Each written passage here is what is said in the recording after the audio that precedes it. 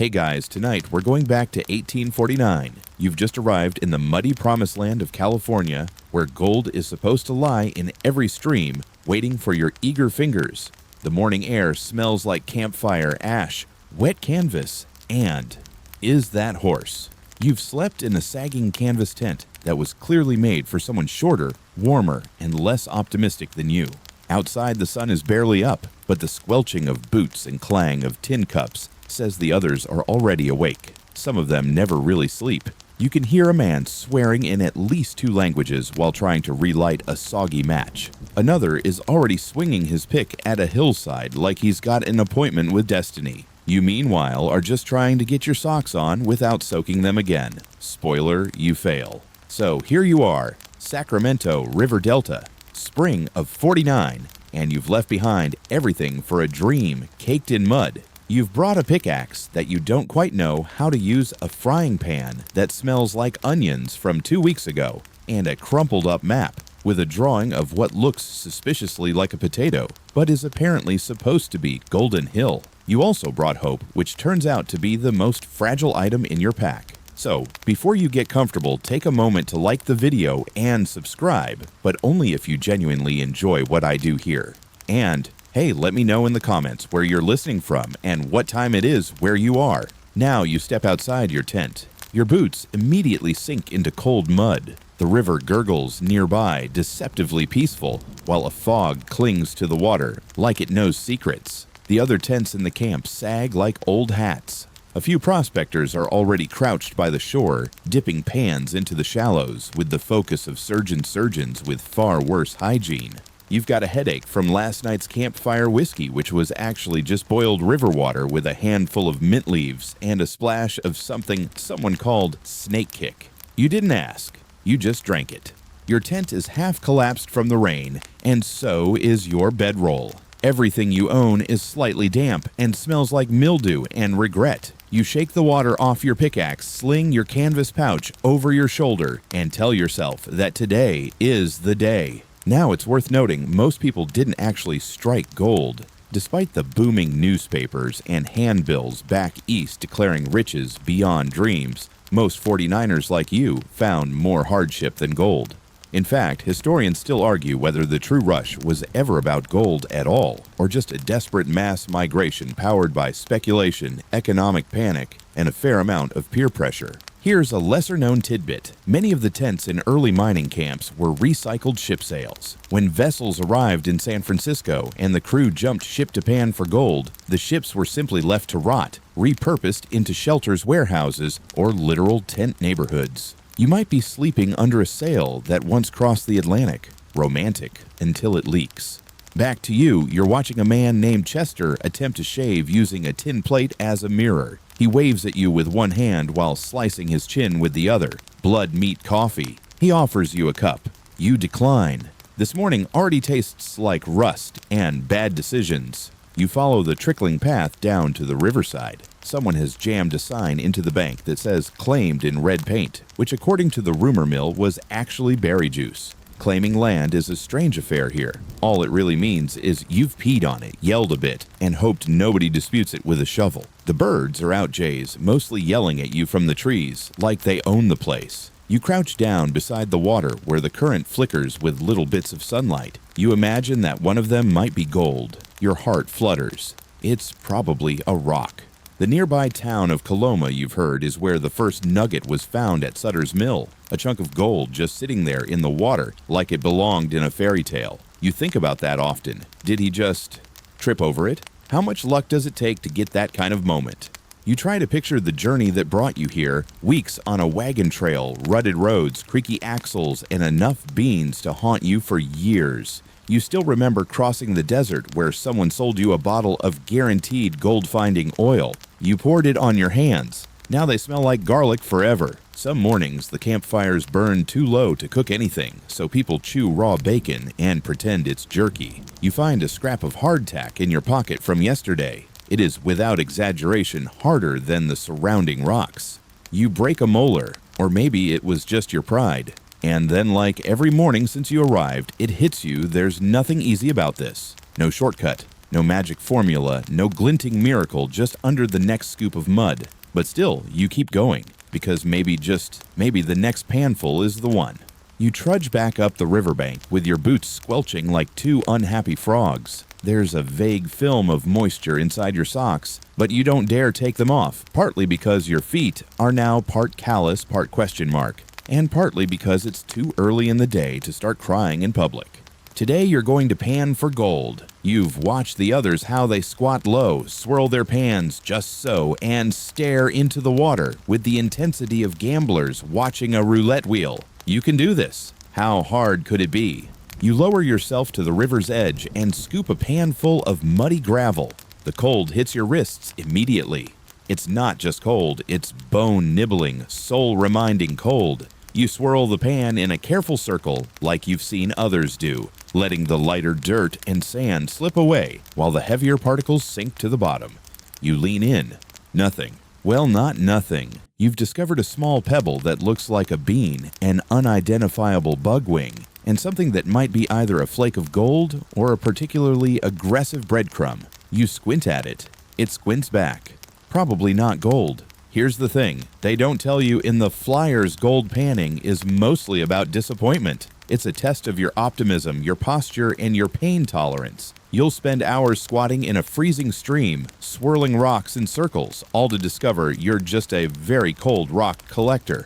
The process officially is called placer mining. You're separating gold from river sediment using only a shallow pan gravity and whatever gods of luck might be watching. It was the first and most accessible method during the California gold rush, but it also meant competition was fierce and the richest deposits were gone within months. Historians still debate whether the majority of successful gold panners were lucky beginners or seasoned miners who knew how to read a riverbank like a map.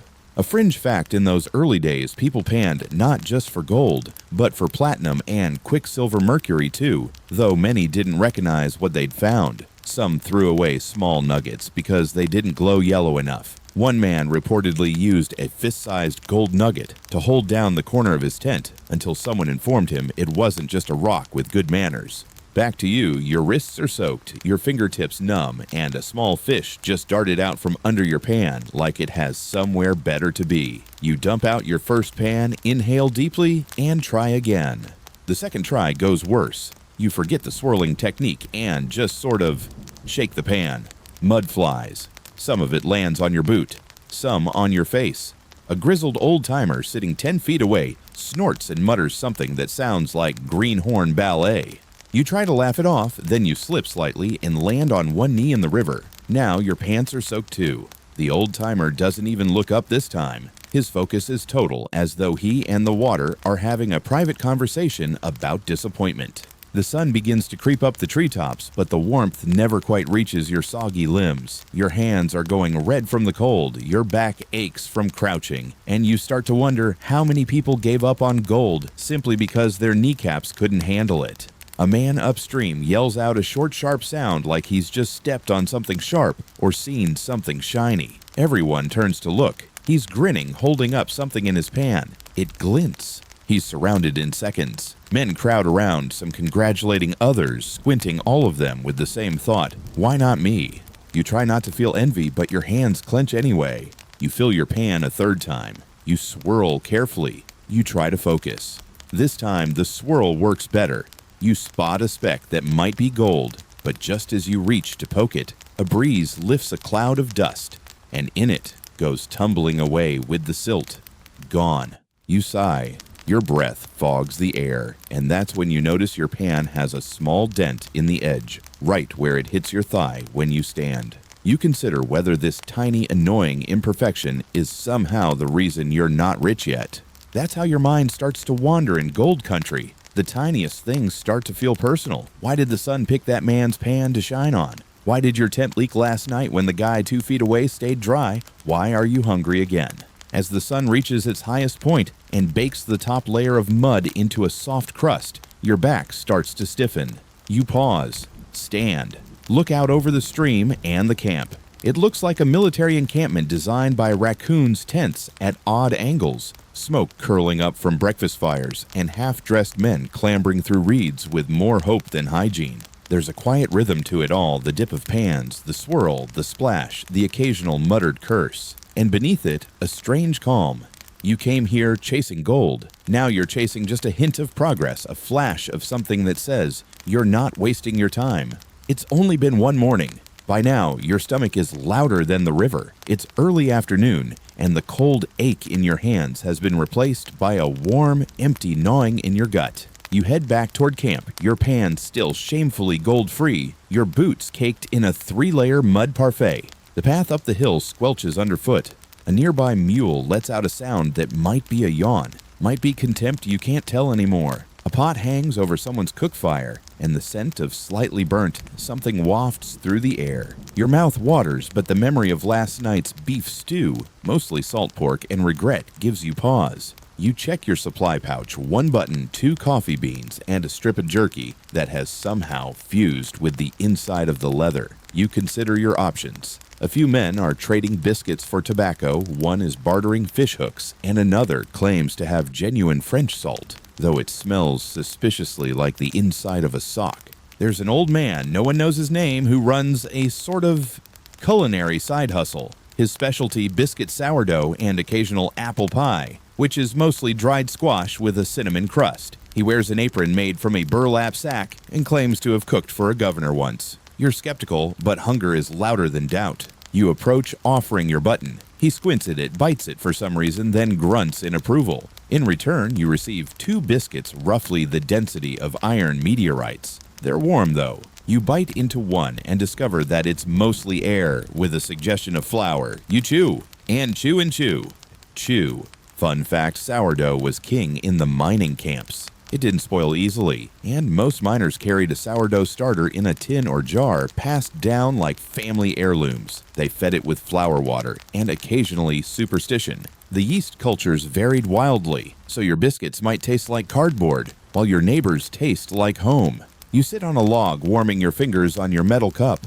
It holds something resembling coffee brewed from roasted acorns and chicory. It's bitter, it's gritty, but it's hot, and that's enough.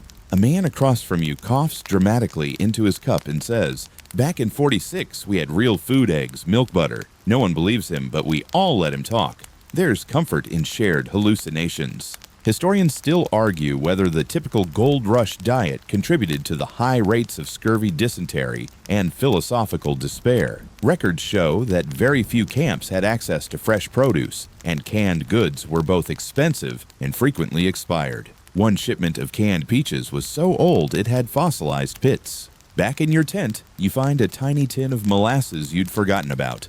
It's crusted shut, but with the help of a rock and a few creative curse words, you pry it open. Inside sticky salvation, you smear a dab on your second biscuit and feel for a brief shining moment like royalty. Another miner walks past and sniffs the air. "Is that molasses?" he asks too casually. You hide the tin under your coat. "Nope." "Mud." He nods. "Smells like the good kind of mud." A wind picks up. Your tent flap stirs. Somewhere, someone is singing something vaguely Irish off-key and slightly weepy, the kind of tune that makes you wish for rain just so the sadness can make visual sense. You eat slowly. The biscuit crumbs fall into your lap, your sleeves, your boots. You're half tempted to save them for later. One man did just that yesterday, scraped his crumbs into a pouch and added river water, called it bread soup. No one's sure if he was joking. Quirky fact, some prospectors actually tried to make mining bread a concoction of flour, vinegar, and baking soda that cooked without yeast. It was dry, chewy, and apparently could double as a building material in a pinch. You wash your meal down with more of the gritty brew. It coats your throat like fine sandpaper and clears your sinuses in the most aggressive way possible. You feel marginally more human. Then you realize you've been sitting for nearly 30 minutes. A dangerous habit. Too long, and your muscles start to believe you're done for the day. The river is calling, or rather the fear that someone else might find gold before you do. You stand, stretch, hear a pop somewhere in your back, possibly a bone, possibly your biscuit pouch. Before heading out, you pass by a group of men crouched around a flat rock playing cards with twigs and shiny bottle caps. Gambling is popular mostly because it feels more productive than actual mining. One man has a pet squirrel riding on his shoulder. He swears it brings luck. You nod politely and back away. Your final stop before returning to the river is the trading tree, a stump where men leave things they don't need in hopes someone else will swap something useful. Today, the offerings include one left boot size, unknown a cracked lantern, and a small book of poems with most of the pages torn out. You take the lantern. You walk back to the river crumbs in your pocket and molasses under your fingernails. Your stomach's quiet for now. You're not rich, not yet. But at least you're not hungry anymore. You return to the river like it's a job you never applied for and definitely don't remember agreeing to. The sun's higher now, bright and a little smug, and your biscuit-weighted stomach is sloshing with acorn coffee. Your fingers are sticky from molasses, your back is sore from sitting, and your optimism is hanging on by the thinnest thread. Time to dig. You pull out the pickaxe you borrowed from a man named Wendell, who may or may not be asleep in a tree stump at the moment, and approach a patch of dirt that looks as promising as any other. It's slightly elevated, has a few stones sticking out like teeth, and more importantly, no one else is digging there, which might be a clue. You raise the pick and swing. The tool whistles down and lands with a dull thunk into something unusually soft. You lift it. Clay. Damp, clingy, and instantly all over your boots. Okay, try again. You swing again, this time with more force, hoping to find a vein of quartz, the white stone that supposedly likes to buddy up with gold. Instead, your pick bounces off a tree root and jerks the handle out of your hands. It lands on your foot. You say a word that's mostly just a long exhale through your teeth. Welcome to amateur mining. One historical truth you quickly realize: most people weren't miners before they arrived. They were clerks, farmers, tailors, even poets. And now, here they were swinging tools like extras in a poorly choreographed opera. You too are part of that fine tradition, untrained, unqualified, and increasingly unconvinced this is the path to riches. You dig anyway. The pickaxe hits something harder this time, rock maybe. You scrape at it hopeful. You uncover a rusty nail, then a spoon, then a horseshoe. You pause. Am I mining a junk drawer? You mutter aloud. A man nearby hears you and chuckles. That there's someone else's abandoned hope. You're just digging through history. Quirky fact of the day: many early mining sites were recycled over and over. One person's failed claim became someone else's campsite. Sometimes artifacts from earlier gold rushes or even Spanish expeditions were unearthed: buttons, musket balls, even silver coins. You, however, have found the remains of what was probably an unlucky horse and a very unlucky dinner. Your hands blister despite your gloves. You rest for a moment, leaning on the pick and watching the river flicker with light. A dragonfly buzzes past your nose. The man next to you mutters something about quartz again, pointing to a white patch in the mud, like it's a sign from the heavens. Historians still argue whether quartz really was a reliable indicator of nearby gold or just a hopeful myth miners clung to. Technically, gold can be found near quartz veins, but in most cases, it's deeper underground, well beyond what casual diggers like yourself could reach without explosives machinery or a small miracle. You dig again, hoping for a miracle. The ground yields nothing but more clay and a few worms. You apologize to the worms. They seem unbothered. An hour passes, maybe two. You've lost track. The pickaxe grows heavier each time you lift it, and your swings are now more symbolic than effective. Like you're gently tapping fate on the shoulder, hoping it turns around. Then you sprain your wrist. It's not dramatic, just a sudden sharp jolt when you try to twist too fast, pulling the pick from the earth. You gasp, drop the handle, clutch your wrist. The pain's not excruciating, just irritating in the way that reminds you you're not in fact 20 years old anymore. You sit down defeated. Dust clings to your sweat. Somewhere behind you, a man is singing about going home, and the lyrics hit a little too hard. You stare at the hole you've made, which looks less like a gold mine and more like a place someone might bury their bad decisions. You lean back, cradling your wrist. The clouds overhead are shaped like pancakes. You take that as a sign that you need a snack, not a nugget. Mining is 10% strength, 40% luck, and 50% arguing with yourself. You start to have that internal conversation. Maybe you should try a different spot. Maybe you should switch to panning again. Maybe you should have joined your cousin's barber shop in St. Louis. Maybe you should lie down and pretend to be part of the landscape.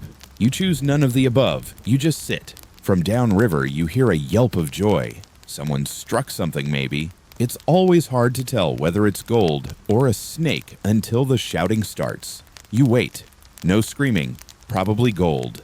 You rub your wrist and glance at the pickaxe lying in the dirt. You tell it you win, and it doesn't respond because it's a tool, not a therapist. As you sit there, blistered sore and slightly dusty, a dog trots past, dragging half a boot in its mouth. It glances at you. You glance back. A silent understanding passes between you. Neither of you really knows what you're doing out here. Still, you don't get up.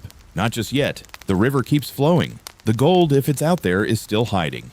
And your story as a prospector, well, it's off to a slow start. But hey, at least it started. You finally managed to haul yourself upright, with the grace of a barrel tumbling off a cart. Your wrist still throbs, but you decide to pretend it doesn't. Out here, if you start admitting which parts hurt, you'll never stop. As you limp your way back to camp, cradling your pride and your wrist in equal measure, you notice a peculiar smell wafting through the air. Not quite smoke, not quite food. Something earthy, sharp. The unmistakable scent of too many men living too close together without a shared concept of hygiene. You reach your tent, which is still half collapsed on one side, like it's trying to crawl back to San Francisco. You flop down beside it, wincing as you jar your wrist again. A fly immediately lands on your face. You wave it away. It comes back. You begin to suspect it has a name and a vendetta. Then you notice them your neighbors. You've seen them before, of course, but only in passing. Two tents over a trio of prospectors sit in folding chairs they definitely didn't build themselves. The men look like they've seen better days and worse weeks. One is brushing his beard with a fork. Another is staring into the distance like he owes it money.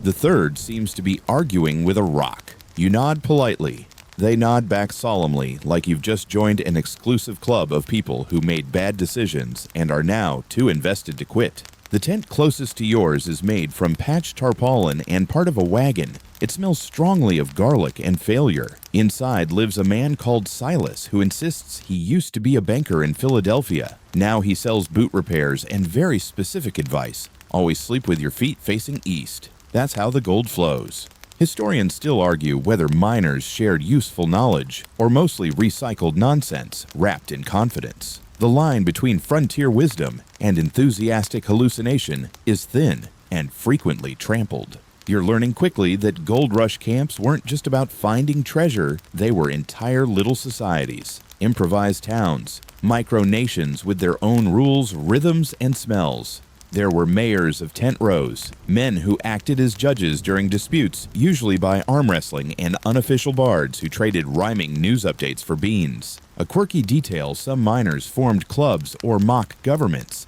One camp reportedly created the Republic of Rough and Ready, complete with its own constitution, until they realized they still had to pay taxes. The Republic dissolved within weeks. Back at your tent, you attempt to make yourself comfortable on the least lumpy part of your bedroll. Your body has developed a deep hatred for horizontal surfaces. Every time you try to lie flat, your spine launches a protest. You reach for your canteen. It's warm. Not warm like tea, warm like it's been stewing under canvas all morning. You take a sip anyway, and instantly regret it. Somewhere between pond and sweat. A rustling sound distracts you. It's coming from behind the cook tent. You peek around and see a raccoon dragging away someone's satchel. The raccoon locks eyes with you, pauses, then waddles faster. It knows. You're too tired to chase it, and besides, you're not sure you'd win. Back at your tent, you make a mental inventory of your worldly possessions. One crusty bedroll, a dented pan, a half-used bar of soap that smells like pine, and compromise, and your journal, which you've been meaning to write in but keep forgetting. Probably because every entry would just be still no gold. Feet wet, beans again. Still you try. You pull the notebook out and start a page. Day, something, dug a hole. Hurt wrist, met a man who combs his beard with a fork. No gold. Again. You stare at it. Good enough. You look over at your neighbors again. The bearded fork comber waves, then sneezes violently into a rag he pulls from his hat. You wonder if you should be wearing a hat. Maybe that's the key. Someone down the slope is playing a harmonica. Badly, but it's music, and for a second it almost lifts the weight of your day. You close your eyes and let the out-of-tune notes wash over you like rain on a tin roof. Another man walks past dragging a wooden crate. It's stamped with the words candle wax and pickle brine. He looks proud. You don't ask. The sun starts to dip a little lower, stretching shadows across the ground. A warm breeze carries dust and the scent of overcooked pork. Your stomach grumbles. Again. You debate eating the last biscuit in your pack, but decide against it. You might need it for trading, or for fending off that raccoon. You lean back using your pack as a pillow and stare at the sky through a hole in your tent canvas. The clouds drift slowly. One of them looks like a frying pan. You try to imagine it full of gold nuggets sizzling gently over a fire. Then you remember your pan is still dented and full of disappointment. Maybe tomorrow you'll try a new spot. Maybe the wrist will feel better. Maybe someone will finally invent comfortable boots. Anything's possible. For now, you're just glad to be off your feet. The ground is still lumpy, the breeze still dry, and the beard comber next door has started humming what might be an opera or a lullaby. Either way, it's oddly soothing. You close your eyes for a minute, just one, maybe two, just until your wrist stops pulsing and the harmonica fades. You wake to a distant splash and the unmistakable squelch of someone falling into the river. There's a brief pause, then a chorus of laughter. You sit up slowly, spine cracking like a dry log, and wipe the sleep from your eyes. The sun's gone lower now, early evening, when the light turns amber and everything looks prettier than it deserves. Your shirt's damp from where it touched the ground. Your wrist predictably still hurts. And your stomach, ever the drama queen, insists it's been days since food. You sigh, stretch, and stand boots creaking like unhappy accordions. You're about to check on the racket by the river when someone passes by nodding. It's the man from the next tent, over Henley, if memory serves. He's tall, wiry, and wears a wool shirt that might once have been red, but now resembles something between rust and tea stain. Evenin', he says, squinting into the wind. You nod. Catch any gold today? He spits into the dirt, only in my dreams. You both chuckle in that tired, dry way of people who've been wet for 3 straight days. He wanders off. You follow curious. Down at the riverbank, a small crowd has gathered. At first, you think someone's found another nugget, but then you see the source, a young man standing waist deep in the river arms, flailing as he tries to retrieve a floating boot. The boot is winning.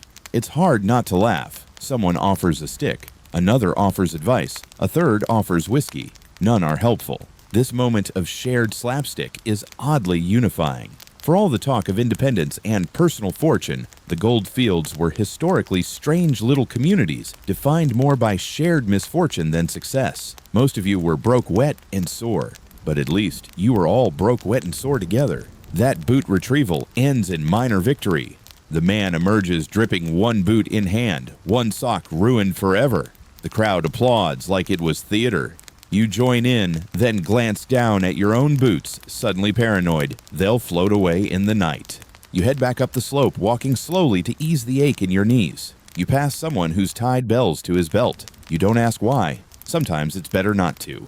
As twilight deepens, the camp begins its nightly transformation. Fires bloom in the dusk, casting warm halos around tents and tree stumps. Kettles bubble, pipes light. Shadows stretch long, and the sky turns lavender with streaks of rose.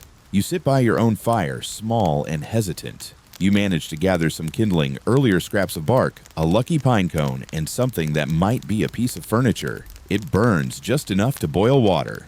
For dinner, you have the last of the salt pork, and a few beans you've been saving in a pouch that once held tobacco.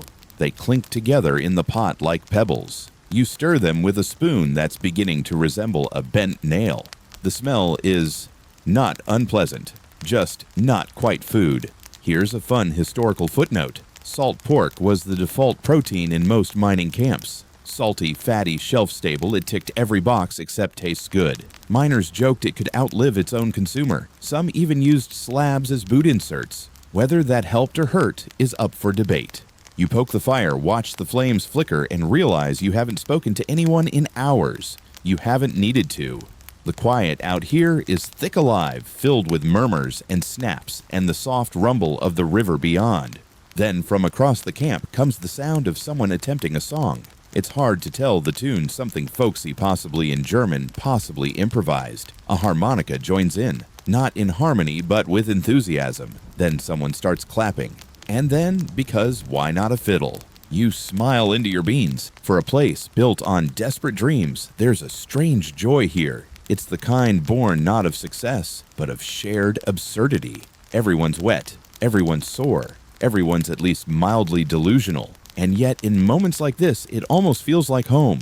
One man dances around the fire shirtless with a frying pan on his head. Another offers you a piece of candied ginger pulled from somewhere suspicious. You accept anyway. It's gritty, weirdly spicy, and possibly older than the continent. But it's candy. Historians still argue how much of Gold Camp camaraderie was genuine versus survival mechanism. Were people really kinder out here, or just desperate for conversation? Did they sing to pass time, or to keep the wolves of loneliness at bay?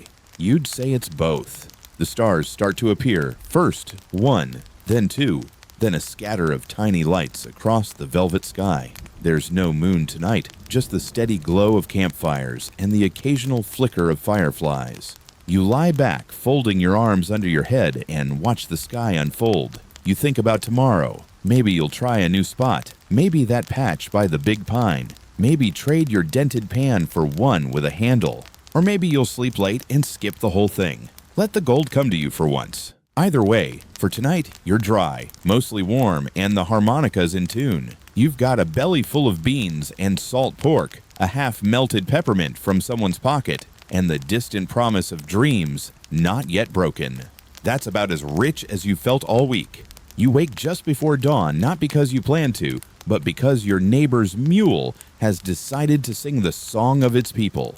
Loudly, repeatedly. You sit up with a groan, muscles, stiff hair glued to one side of your face, and wonder, for the 5th time this week, why mules sound like squeaky furniture being torn in half. The fire has gone out. Your breath puffs white in the morning chill. The ground beneath your bedroll feels like it grew new rocks overnight. Your back protests. Your wrist still aches from yesterday's ill-fated mining adventure, and yet some part of you is unforgivably hopeful. You shuffle toward the river, stepping carefully over a man snoring directly on the trail. His hat has fallen over his face, and a raccoon is investigating his pockets. You nod to the raccoon. He nods back. You now have an unspoken understanding. Down by the water, the world is still and blue. Mist coils on the surface like secrets, and the rocks are cold enough to bite. You crouch, splash water on your face, and immediately regret it. The cold slices into your brain. You're awake now, though barely happy about it. Today's goal, try panning again. You figure it's less risky than swinging a pickaxe with one bad wrist and one bad sense of direction. You fill your pan slowly, letting the sediment and pebbles sift through your fingers. It's a strangely soothing rhythm, scoop, swirl, spill hope, scoop, swirl, spill sigh. An old-timer a few feet away is already on his 3rd pan. He's talking to it like it owes him money. You admire his commitment, or his madness, possibly both. Historical fact, many prospectors named their tools. Pans were Old Faithful Goldie, or occasionally Useless Tin Circle. Pickaxes got names too, usually, after lost loves, rival bankers, or favorite mules. Anthropomorphizing your gear helped pass the time and keep spirits up in an environment where the gold-to-blister ratio was heavily unbalanced. You glance at your own pan. It has a dent and a stain shaped like Michigan. You decide to call it Lucky. You swirl the contents, watching the lighter silt drift away. Something shiny flickers in the bottom. Your heart jumps. You lean in. It's a beetle wing. You sigh. Lucky is not living up to its name yet. Nearby, a man is loudly claiming to have found a nugget the size of a walnut. Several people gather to look. One of them shakes his head. That's just a rock, Henry. Henry protests. A small argument ensues. It ends with someone offering to trade it for beans. No one takes him up on it. The air is warming now. The sun begins to stretch across the camp, turning canvas tents golden and making the river sparkle in a way that feels downright cruel. You keep at it, pan after pan, each one a tiny hope-filled drama that ends inevitably in wet fingers and disappointment. Around mid-morning, you hear a splash and turn to see someone has fallen in again. It's not Henry this time. It's a younger man new to the camp, still wearing boots with laces and clean socks, rookie mistakes. He pulls himself out, soaked and swearing gently. You offer him a nod and a biscuit fragment from your coat pocket. He accepts both with gratitude. Now you're officially a mentor. Here's an odd historical tidbit. Miners often carried pocket rations, biscuits, dried apples, candied ginger, or even tea leaves tucked into their coats for emergencies. Of course, the emergency was usually just being too far from the fire or too lazy to walk back uphill. You stretch your legs and wander downstream following a trail of boot prints and mule droppings. You find a quieter bend in the river shielded by a cluster of trees and decide to try your luck there. The sound of the water here is gentler, more melodic. It almost sounds encouraging. You fill your pan slower this time. Swirl, spill, swirl, spill. Wait, something catches the light. You freeze. At the bottom of the pan, nestled among the pebbles, is a sliver no bigger than a grain of rice, but unmistakably gold. It winks at you. You blink back. Then you carefully, reverently tap the pan, letting the water drain. Still there. You reach in and touch it. It doesn't crumble. It doesn't float. It's real. You let out a breath you didn't know you were holding. Then you look around just in case someone saw. You're alone. You sit back and stare at the fleck. It's not enough to buy more than half a bootlace, but it's yours.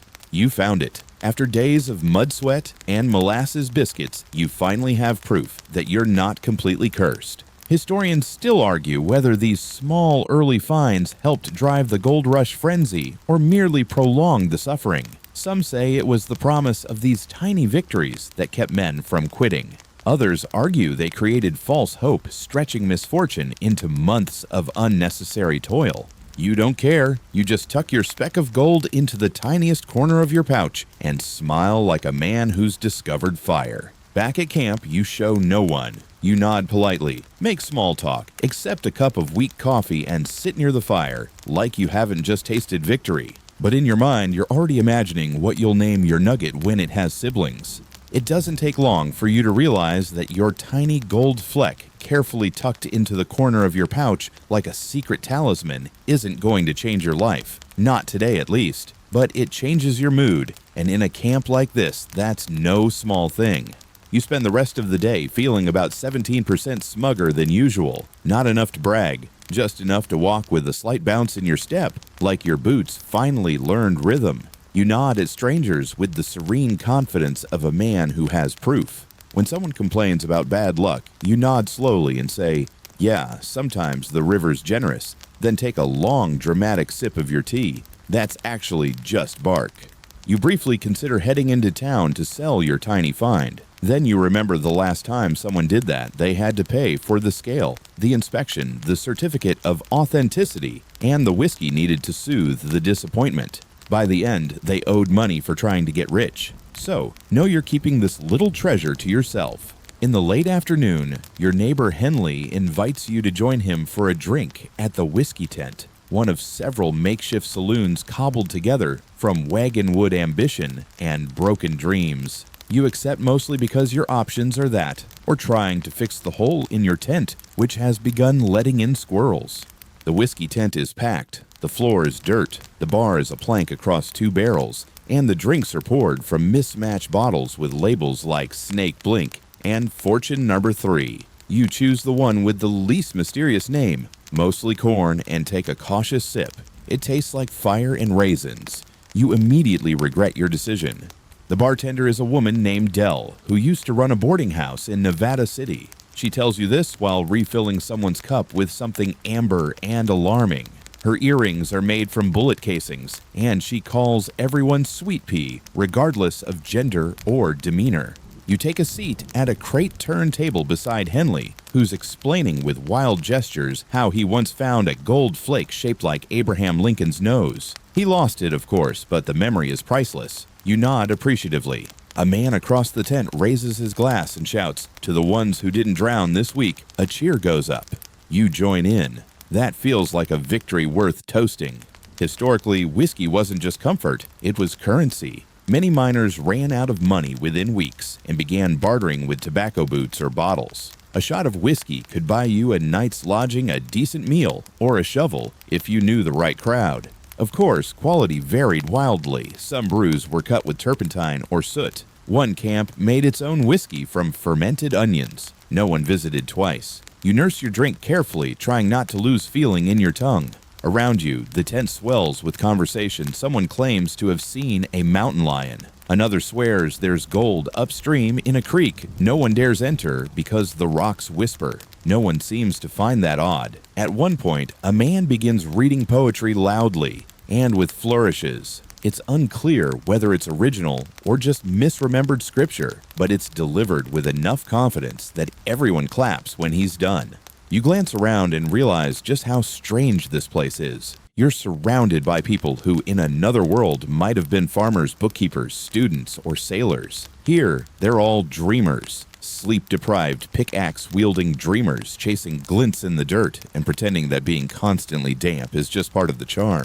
A quirky note, some camps hosted gold nugget contests where men would display their most interesting finds, biggest, weirdest shaped, or most obviously cursed. Winners receive dubious prizes like expired preserves, carved spoons, or an evening of not having to chop firewood. Your gold speck wouldn't win any contest, but it's yours, and that's enough. After a while, the whiskey tent thins out. Some leave to check their claims. Others shuffle off to argue with their bedrolls. You linger, enjoying the warmth, the noise, the sense, however fleeting, that you're part of something larger than one muddy tent and a sore wrist. Henley stands wobbling slightly. "Back to the hole," he says. You follow. The walk back is quiet. Crickets hum, the stars begin to poke through the dusk, and the river murmurs like it's telling bedtime stories to the trees. Back at camp, you stoke your little fire with one hand and sit on your overturned pail. The sky overhead is enormous. You think about how far you are from home, about the letter you still haven't written, about how absurd it is to come all this way for a sliver of metal smaller than a fingernail. And still, it was worth it. You pull the gold speck out of your pouch, just for a second, just to look. It catches the firelight and flashes modest but proud. You smile, slip it back into the pouch, and for the first time in days, you lie down feeling like maybe this wasn't a total mistake. You close your eyes, listening to the crackle of the fire, the distant song of someone attempting harmonica again, and the soft, steady breath of the river nearby. Morning finds you less like a person waking up and more like a bundle of aches rearranging itself into an upright position. Your back objects, your neck files a complaint, but your feet miraculously are still dry. A small victory, and you'll take it. You sit up, blink against the rising light, and immediately discover your boots have been moved. Not stolen, just moved. About 6 feet from where you left them, facing the opposite direction like they tried to run and changed their minds. You glance around suspiciously. Henley is asleep, sprawled halfway out of his tent like a dropped laundry bag. His mule chews something that might have once been part of your bootlaces. You sigh and retrieve what's left. You shuffle toward the river, the morning air still cool, and carrying the sweet, faintly sour smell of damp leaves and wood smoke. The other miners are slow to rise today. A few fires smolder lazily. One man has given up on coffee entirely and is chewing on roasted chicory root like a cigar. Desperate times. You crouch by the river again, cradling your pan like an old friend. The cold water rushes by with the same indifference it always has. You fill the pan and begin the familiar swirl. Today, you tell yourself, might be the day of the second speck. The pan yields nothing. The next one, too. By the third try, you've accidentally dipped your sleeve in up to the elbow, and your boot is now home to a small, ambitious frog. You take a break. You settle onto a flat rock and look out over the water. It's a beautiful view if you squint past the mud and the vaguely sunburned man singing to his mule. The trees shimmer in the breeze. A hawk circles lazily overhead. Somewhere in the woods, a woodpecker taps away, like it's trying to break into the earth's voicemail. Suddenly someone yells, "Eureka!" It's not even subtle. The classic Gold Rush cry, shouted so often that it became cliché even back then. Everyone turns. A man, tall, thin, wearing a ridiculous feathered hat, is standing knee-deep in the river, holding something high above his head. People crowd around. You hesitate. Then you join them. Turns out he's found a nugget. A real one. Bigger than a bean, smaller than a walnut, and definitely not a beetle wing. It catches the light with that unmistakable arrogant gleam. It's the kind of find that makes men believe all over again. He's grinning so hard you worry his face might split. He spins a story on the spot how he followed the pattern of quartz, how he just felt the right spot, how he rubbed his boots with bear fat for luck. No one questions it. Not today. You listen smiling politely, but inside something churns. Not jealousy. Okay, a little jealousy, but mostly that pang of anxious ambition. If he can find one, why not you? A historical truth, moments like these kept camps alive. Every nugget was a spark that reignited everyone's hope. Prospectors who were days away from packing up would suddenly dig harder, swear louder, and stay longer. One man's fortune became 100 men's reason to keep trying. You head back upstream. You pass Henley, who shrugs. Featherhat got lucky. Again. That guy could sneeze and find a gold tooth in the mud. Maybe we should start wearing feathers, you suggest. Henley thinks about this. I got a dead chicken, could tape it to my hat. You leave him to that noble experiment and find your old digging spot. The dirt there is softer now, thanks to last night's dew. You grab your shovel and start to dig.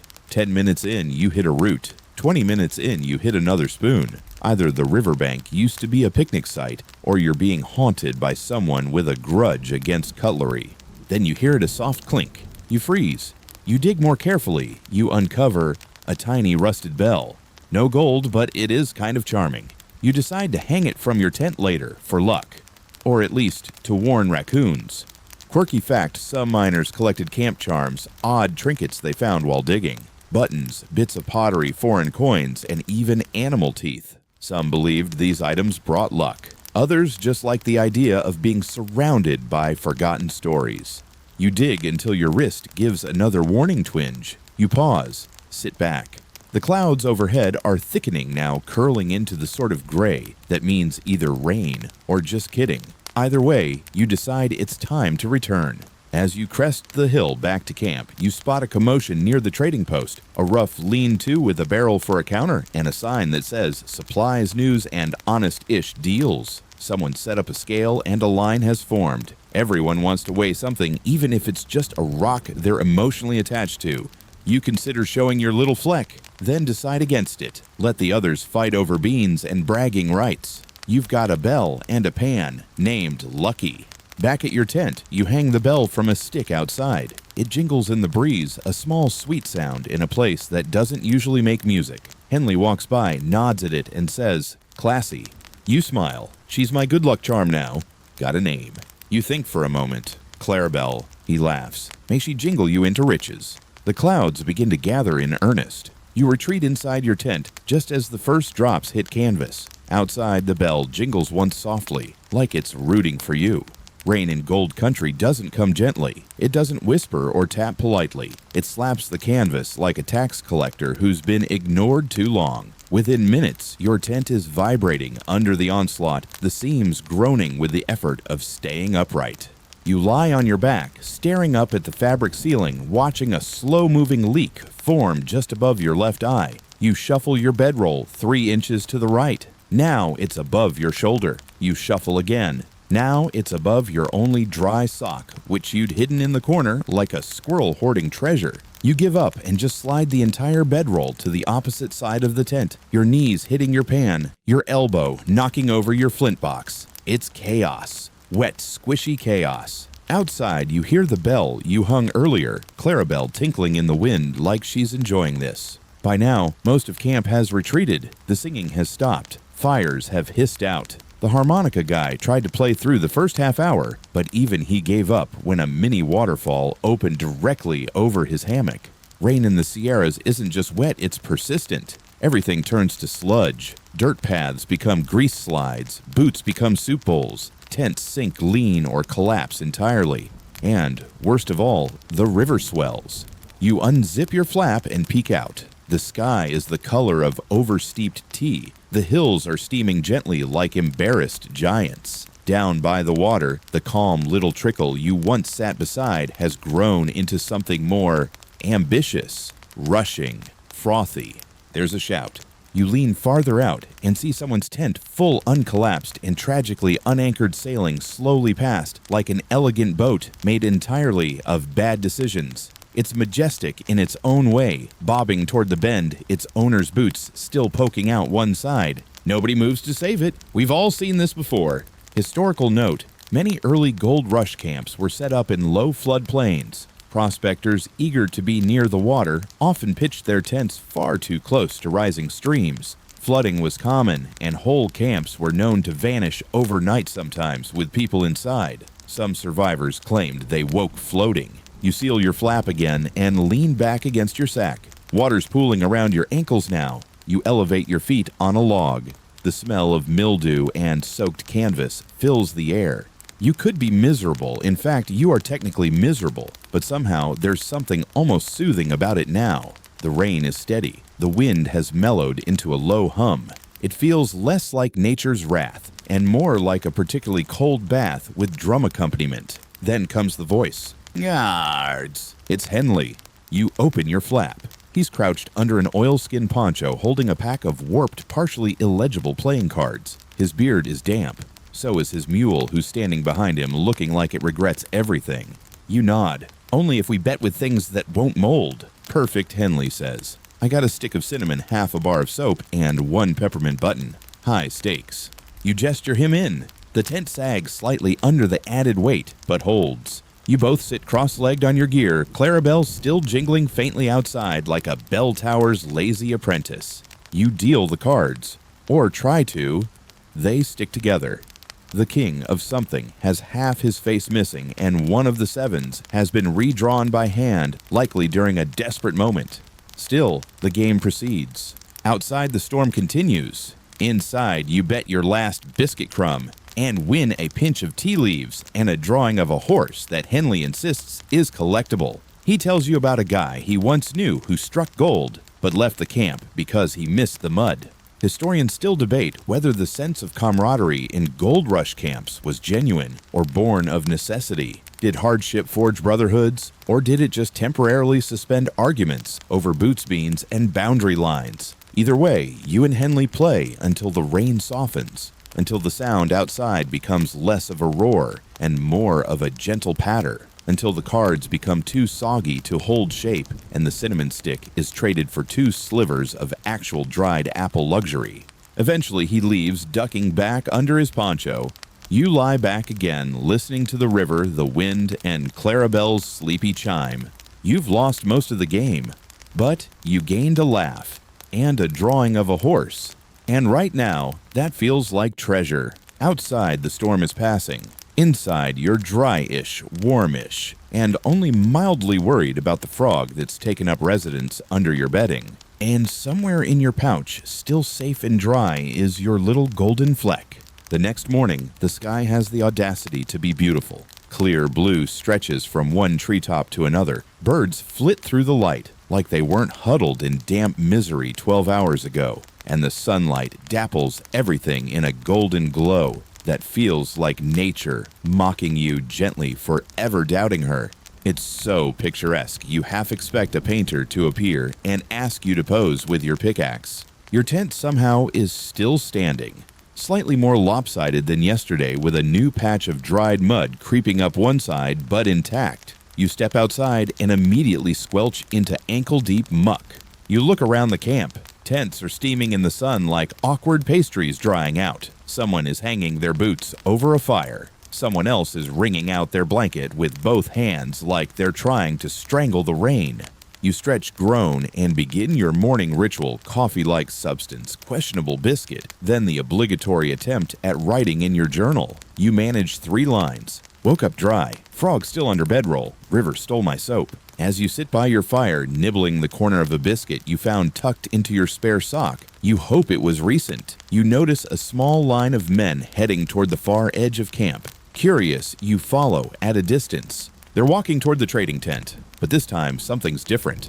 There's a new man standing by the scale. He's wearing a coat, a real coat with buttons and stitching and everything. His boots shine. His hands are clean. The kind of clean that says, I haven't held a shovel in weeks. You recognize the look. He's from town, and that means one thing: taxes. Yup, it's happening. As you approach, you catch bits of the conversation. The man is explaining politely, bureaucratically, that there's now a small local levy being collected on all gold finds over a certain weight for the development of essential services, he says. He points vaguely toward the trees. No one argues. Not yet. Most miners are too stunned by the sheer professionalism of the man's appearance. One whispers, "Is that soap I smell?" He holds up a little clipboard, yes, a clipboard, and begins taking names, measuring weights, and noting totals. The line shifts uncomfortably. You stand at the back just watching. The man in front of you, old Jasper with the eyebrows like haunted caterpillars, whispers, "They always show up. First comes gold, then come the ones who take it." Historical fact, during the California gold rush, informal and formal taxes popped up constantly. Some were levied by hastily assembled local governments, others by towns that didn't quite exist yet. In some camps, if you found a nugget large enough to brag about, you could expect a man in a coat to arrive the next day with a form, a smile, and a fee. A fringe tidbit in some regions, tax meant giving a portion of your find to the nearest tavern owner under the table literally. It was sometimes called the whiskey share. You decide not to declare your fleck. Instead, you meander back toward your tent, thinking about how every new system seems to start with a clipboard and end with someone taking your last biscuit. You pass Henley, who's watching the proceedings with narrowed eyes. "They're gonna tax us by the idea of gold next," he mutters.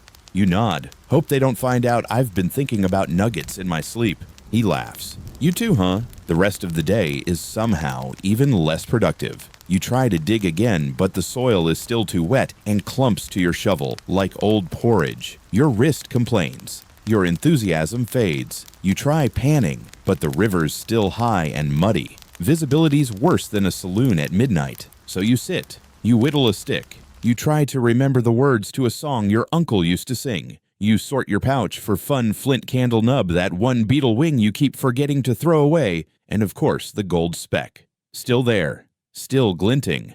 In the late afternoon, you notice something strange. Your tent flap is open. You're sure you closed it. You approach slowly, quietly. Inside, nothing seems missing, except one thing. Clarabelle. The bell you hung yesterday is gone. Just gone. Your eyes narrow. You check around the tent kick at the mud peak under your gear. Nothing. You stalk over to Henley. Someone took Clarabelle. He blinks. The mule. Know the bell. Oh, shame. She had a nice voice. You nod grimly. I'm going to find her. Historians still argue how seriously prospectors took personal property. Some claim there was a loose honor code in camps where theft was rare and harshly punished. Others suggest the line between borrowing and stealing was mostly about how much someone liked you. You begin the slow process of interviewing your fellow mud-soaked neighbors. Most deny everything. One man suggests it was raccoons. Another claims he saw a squirrel wearing jewelry earlier. You narrow your suspects to a wiry man with a twitch and a suspiciously shiny coat button. You don't accuse yet. You decide to leave it for now. You'll rebuild. Maybe fashion a new bell from a spoon and a rock. But your trust, that might take longer. That night, you sit by your fire, sipping hot water with the faintest ghost of pine flavor. You hum the half-remembered song. The stars blink above you. And from somewhere across the camp, faint and distant, you hear a jingle. You smile. She's out there. The next morning greets you with sunlight-stiff knees and a renewed determination to reclaim what's yours. Clarabelle may be just a tiny bell, but she was your tiny bell. You didn't name her just to let her go jingling off into the unknown. You rise early, earlier than most. The camp is still mostly asleep, a few fires smoldering like embarrassed memories of last night's heat. You crunch through the drying mud boots, still damp from yesterday, and begin what you tell yourself is reconnaissance. You pass by a man with a shirt so patched it looks like a quilt made of regret. He raises a hand in sleepy greeting. You nod. Then your ears prick up. A faint sound jingle somewhere behind the tent line. You detour, pretending to inspect a particularly uninspiring patch of soil. You hear it again. Definitely Clarabelle, or a mule wearing jewelry. You round a tent and see a man squatting by a cooking pot. On the tent pole beside him hangs a small bell. Your bell. You know it by the dent on the left side caused when it fell into your stew 3 days ago. You approach slowly, casually. Morning, you say, trying to keep your tone friendly. He looks up. Morning. You nod at the bell. That's a fine bit of jingle you've got there. He grunts. Found it. Hanging on a stick. Unclaimed. You smile politely. Mind if I take a closer look? He shrugs. You lift the bell. It's Clarabelle, all right. You ring it gently. The familiar sound fills your chest like a warm biscuit. I reckon this was stolen, you say. He raises an eyebrow. Or abandoned. Or misplaced, you offer. Or claimed by the righteous hand of fate, he counters. There's a pause. Then you both laugh. It's too early and too sunny to fight over a bell. Still, you want her back. I'll trade you, you say. He thinks for a moment. Got any salt?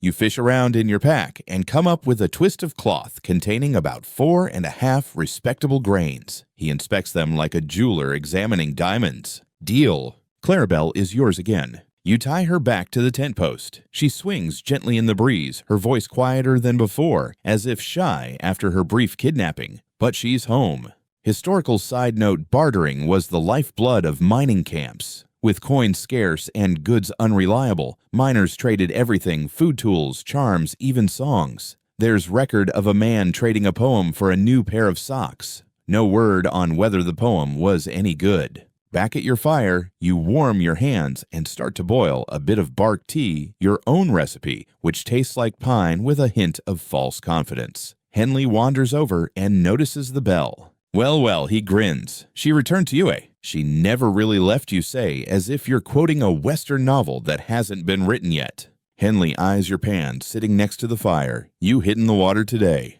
You glance toward the river. It's calm now, all the turbulence of yesterday washed downstream. The light hits it just right, making it look like a liquid mirror, a hopeful mirror. Yeah, you say. Why not? You both head down the ground, still soft, but less treacherous than yesterday. You pick a new spot shaded by a leaning pine tree with a nest of squirrels above that seem deeply unimpressed with your presence. You dip your pan, swirl, shake, tilt. The rhythm returns familiar now, almost meditative. On the third pan, you find a shimmer, not gold, just mica. Still, it's pretty. You keep at it. Henley, a few yards away, curses under his breath and throws a rock into the river. You look over. What did you find, you call? Another nail, he says. Camp's built on rust. You laugh. Maybe we should be selling nails instead of looking for nuggets. He considers this. Gold rush, nail rush. Same dream, different metal. Here's a fringe historical fact. Some miners did abandon the gold chase in favor of other trades. One man made a fortune selling boots. Another built outhouses and became richer than most panners. Historians still argue whether those who stuck to the gold were dreamers or just stubborn. You swirl your pan again. The sun warms your shoulders. The breeze plays with Clarabelle's distant jingle. A child's voice calls out from somewhere upstream. You glance over and see a family new arrivals probably setting up a canvas tent. The boy, no more than 10, is holding a tin pan and sloshing it back and forth enthusiastically. You wince. His technique is enthusiastic but guaranteed to lose any actual gold. You watch him for a moment. He slips and falls backward with a splash. His mother laughs. So do you. Gold fever is contagious. Even when the chances are slim and the hours are long, there's something about that glint, real or imagined, that keeps people wading into the water day after day. You find a pebble shaped like a heart. It's smooth, pinkish, and pleasingly heavy. You tuck it into your pouch next to your golden speck. Not valuable, but it's yours. Henley calls it quits just before noon. Time for a lunch of hopes and dreams, he says, patting his stomach. You follow him back, walking slow, savoring the warmth, the sound of the river, and the feeling, however faint, that today wasn't wasted. Back at camp, you check on Clarabelle. Still there, still jingling. You take a breath. Deep, full, and clean. And for the first time in days, your shoulders don't feel heavy. Lunch in the grand tradition of Gold Country is once again mostly beans. Beans that taste slightly better than mud, but only slightly. You eat them slowly, trying to pretend you're somewhere else. Maybe a Parisian cafe. Maybe a porch in Tennessee. Maybe just anywhere dry with chairs that don't sink. Henley joins you with his own bowl of something gray and steaming. You don't ask what's in it. You've learned that if it smells edible and doesn't move, you eat first and question later. I hear there's a man upstream boiling pine needles for soup, Henley says between chews. Claims it cured his dysentery. You raise an eyebrow. That or it just gave him something else to focus on. He nods. Diversion therapy. You both laugh. It's not that funny, but in a place where entertainment consists of watching boots dry, you take what you can get. You finish the beans and set the bowl aside. Your stomach grumbles its usual complaint. It's never satisfied. You begin to wonder if perhaps you've begun dreaming of food in ways that are no longer entirely rational. This morning you swore you saw a pancake in the clouds. Here's a historical truth. Meals in the mining camps were rarely nutritious. Miners often lived on beans, bacon bread, and coffee if they were lucky. Vegetables were rare, fruit was rarer, and anything green was viewed with deep suspicion unless it was mold. Even so, you hear stories, whispers, tales of a man who hiked into the mountains and returned with wild onions. Another who claims to have traded a bottle of snake oil for a sack of potatoes. Both were mobbed when they re-entered camp, some say more out of awe than hunger. You think about foraging briefly, but your track record with local plants is spotty. The last time you tried to identify a wild berry, it turned out to be a beetle nest. A memorable afternoon, and one you're not eager to repeat.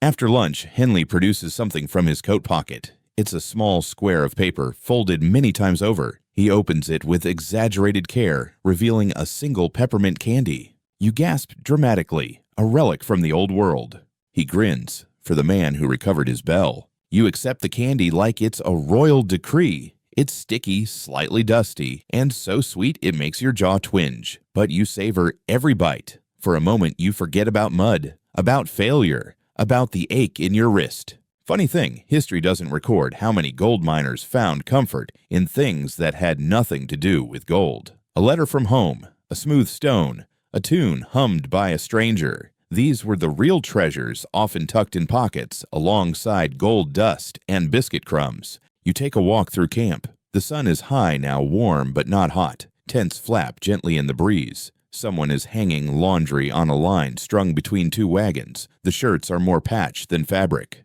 You pass a man carving a whistle from a piece of driftwood. A woman is mending a sock while humming softly. A child, maybe 5 years old, is chasing a butterfly with a pan balanced on his head. The butterfly is winning. Then you see a small notice pinned to a tree with a fork story night tonight. After sundown, bring tales, lies, or music. You smile, something to look forward to. You return to your tent and do what you've been putting off: laundry. Not all of it, just the pieces that smell most like regret. You rinse them in the river, beating them against a rock in a way that feels both primitive and oddly satisfying. Quirky fact, some miners used whiskey to wash their clothes in the absence of soap.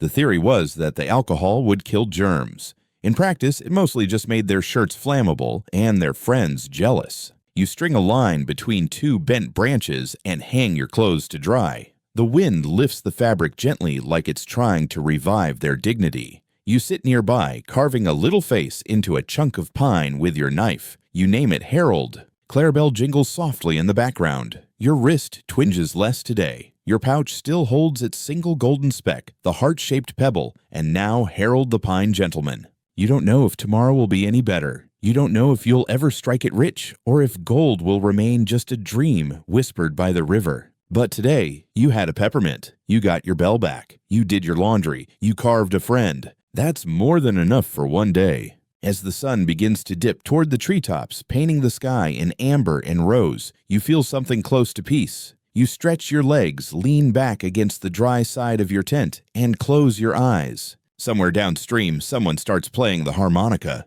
You think it might actually be in tune. The sun finally slips behind the hills, and the camp shifts from gold-hunting hub to sleepy village of shadows and firelight. Tents glow faintly like lanterns, each one its own flickering world of murmured conversation, damp socks, and dinner that smells suspiciously like last night's. You wrap a blanket around your shoulders and head toward the story night gathering. It's behind the blacksmith's wagon near the old pine stump that everyone uses as a bench table and occasional stage. There's already a decent crowd, some standing, some sitting on crates, others lounging in the dust with that particular brand of exhaustion that can only come from digging holes and hoping for wealth. Clarabelle jingles once behind you as you leave her tied to the tent pole like a good luck charm bidding you farewell. Henley is already there, sipping something from a cup that's steaming and smells faintly like mint and boot polish. He pats the spot beside him.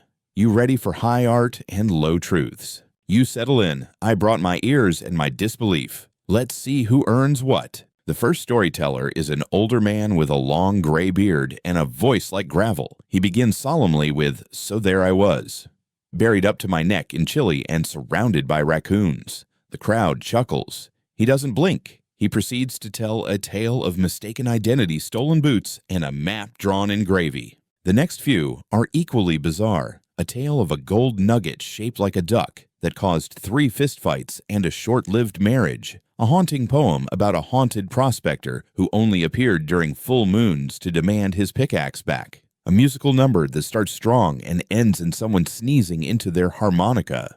And then comes the tooth. A young man stands barely more than a boy with a glint in his eye and a nervous twitch. He holds up a small canvas pouch and declares, "I have a gold tooth. Dug it up myself. Swear it winked at me." The audience leans in. He spins a tale of a skeleton in a tree stump of thunder that echoed like laughter, and a nugget so perfect it had a molar's ridges. "Still got it," he says, "but I don't sleep with it near me no more." Someone mutters, "That's just smart." Historical fact, gold teeth, real ones, were sometimes recovered in mining towns. Dentistry was crude, and false teeth with gold fixtures were prized. Whether they were unearthed from graves accidents or other mysterious sources is still debated. Some prospectors even wore them as jewelry, an unsettling blend of dental pride and frontier fashion. The boy passes the pouch around. Inside is a small, vaguely tooth-shaped chunk of gold. It's real enough, and slightly creepy. Henley whispers to you, "Reckon that nugget smiles at night." You whisper back, "Only if you brush it." Laughter ripples through the group as someone starts playing a fiddle. The music is clumsy but heartfelt, winding its way around the firelight and lifting the mood. A woman hums along. Someone taps a tin cup against a crate in rhythm. Even the mule tied a few yards off seems to sway slightly. You feel warmth not just from the fire, but from something deeper, the kind of warmth that comes from being part of something that doesn't need to be perfect to be meaningful. It's easy to forget, surrounded by mud and mosquitoes, that you're not alone out here. Every man and woman in this camp came with a story, a reason, a dream. Some will leave with gold. Most will leave with less. But for tonight, you all share this little ring of music and laughter, and it's worth more than a dozen specks of metal. As the night grows cooler, Henley offers you a swig from his flask. You accept, tasting a strange blend of peppermint tobacco and what might be old stew. You cough. He nods approvingly. That's how you know it's working.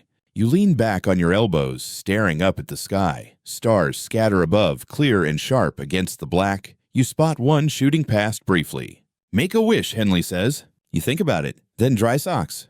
Always dry socks. He laughs. Dream big. You doze off. A little while later, curled against your blanket, the sound of fiddle and fire crackle like lullabies. You're only half asleep when someone sets a hand-carved figurine next to you. Harold the Pine Gentleman has a twin, now shorter, rounder, and wearing a hat. You name him Gerald. Tomorrow might bring rain, or pain, or another day of mud with no gold. But tonight, you've got friends, music, 2 pine companions, and a bell waiting patiently back at your tent. You close your eyes and let the music carry you the rest of the way into sleep. You wake before dawn wrapped in your blanket, and the lingering scent of wood smoke and fiddle strings. The fire has burned down to faint orange coals, and someone's tin cup lies on its side, forgotten in the dirt. The camp is quiet, eerily so, even the mule's asleep head tucked in, snoring softly like a leather bellows. You stretch, yawn, and immediately regret sleeping outdoors. Your back has chosen a new and deeply personal way to protest. Every vertebra sends a message that says simply, "Why?" Still, the morning is lovely. The air is crisp, the stars are fading gently, and a soft mist clings to the treetops. You decide not to disturb the peace, not yet. So instead of heading back to your tent, you wander. The camp in its sleeping state feels like a ghost town. You pass quiet tents, some slouched, some swaying. A few glimmer with lantern light inside, probably from the chronic insomniacs, or those cursed with a mule that refuses to let anyone rest past 4. You find yourself near the river again, and you squat by its edge, letting your fingers trail through the icy water. It whispers the same old secrets. You close your eyes and listen. Then, like some strange cosmic joke, your foot slips. Just a bit. Enough to send a shiver up your spine and fill your right boot with approximately 1 cup of California's finest glacial melt. You hop back, cursing softly. A fish, or perhaps a rock with a sense of humor, splashes nearby. Back at your tent, you wring out your sock and place it near your newly rekindled fire, balanced precariously on a rock you've decided to name Susan. Clarabelle dings softly as you move her sound delicate and reassuring. You nod to her. You're doing great. Henley arrives yawning, scratching at a mosquito bite the size of a walnut. You go for a swim. Just dipped a toe in destiny, you say. He eyes your wet sock. Looks like destiny bit back. You both laugh, the kind of tired, easy laughter that only people with dirt in their teeth and unspoken worries can share. Then he holds up a small packet beans, glorious beans. Boiled these all night. Didn't even have to punch anyone for 'em. You add water to the pot and set it over the fire. As it starts to bubble, you both sit in companionable silence, warming your hands. The smell isn't great, but it's warm smell which counts for something. You eat slowly, savoring the heat more than the flavor. Henley pulls out a piece of jerky and offers you half. You chew in silence, and the world starts to feel vaguely manageable again. Then comes the voice. Fresh gear, knives, boots, lucky stones, got a compass that only points to fortunes. A wiry man wearing a vest stitched from different animal hides wheels a cart into camp. His hat is too tall, his smile is too wide, and he talks like every sentence ends with an exclamation point. You and Henley exchange a look. Should we? We always do, he replies. You wander over. The cart is an explosion of nonsense, rusty lanterns, cracked jars labeled genuine pan, dust boots with no laces, and one unusually shiny spoon. What's the spoon for, you ask? The man leans in. It's a fortune spoon. Hold it when you pan, and it tells you when to swirl. You blink. How? He grins. By not working if you're in the wrong spot. Henley mutters so, like a regular spoon. Still, you browse. There's something oddly comforting about the ritual. You buy a small tin of oil that promises to restore energy and repel bad luck. You don't believe it, but your shoulder does need oiling, and your luck hasn't exactly been on fire. Historical fact, snake oil salesmen weren't just urban legends. During the gold rush, many camp peddlers sold miracle cures, odd trinkets, and questionably useful tools to desperate miners. Some were outright frauds. Others sold legitimate goods, but at prices inflated enough to buy small ships. Henley buys a hand-carved whistle for when I strike gold. To signal for help. No, to celebrate. You spend the afternoon restocking your camp. You patch your tent with a square of canvas from the trader. You reinforce your fire pit. You finally throw away the beetle wing. By late afternoon, the sky darkens again, not with storm clouds this time, but with the slow hush of evening. A breeze picks up. Clarabelle jingles once then stills. You sit by the fire, your pan beside you, your pouch heavier by one polished pebble, and a slightly dented compass you bought just because it looked hopeful. Henley's already asleep, snoring softly in his tent. His new whistle dangles from a hook just inside the flap. The mule snores too in harmony. You look out toward the river. Somewhere out there, more specks of gold lie waiting, or maybe they don't. Maybe it doesn't matter. Because you're here, you've got beans in your belly, Clarabelle on her perch, a spoon that definitely doesn't predict anything, and a pine figurine named Harold, who's now wearing a tiny scarf. Tomorrow, maybe you'll strike it rich. Tonight, you just smile. You're already rich in something else entirely. You wake to the sound of something clattering, not violently, just enough to tickle your nerves and coax your eyes open. You blink toward the flap of your tent still half-laced from the night before and listen. Clink, scrape, tap, tap, tap. It's not Clarabelle. She only jingles politely. This is something different. You crawl toward the flap, elbowing your bedroll and upsetting poor Harold and Gerald, who topple into your boot. Outside, the world is gold. Not the shiny, valuable gold of nuggets and dreams, but morning gold, sunlight pouring across the camp like warm honey. You squint into it and then spot the source of the noise. A man, not anyone you've seen before, is carefully arranging rocks on top of an overturned bucket. He hums as he works some wordless tune like a lullaby, trying to remember its lyrics. The rocks are being stacked by size and shape, flat ones on the bottom, pointy ones on top. You watch for a moment. Then you ask the question that Gold Country demands of anyone doing anything remotely strange. Why? He doesn't look up, testing for tremors. You blink. Tremors. Earthquakes, he clarifies, tapping the top rock until it wobbles. If the stack falls for no reason means the ground's grumbling again. You nod slowly. You expect one soon. He finally glances up. Don't they always come when you least expect them?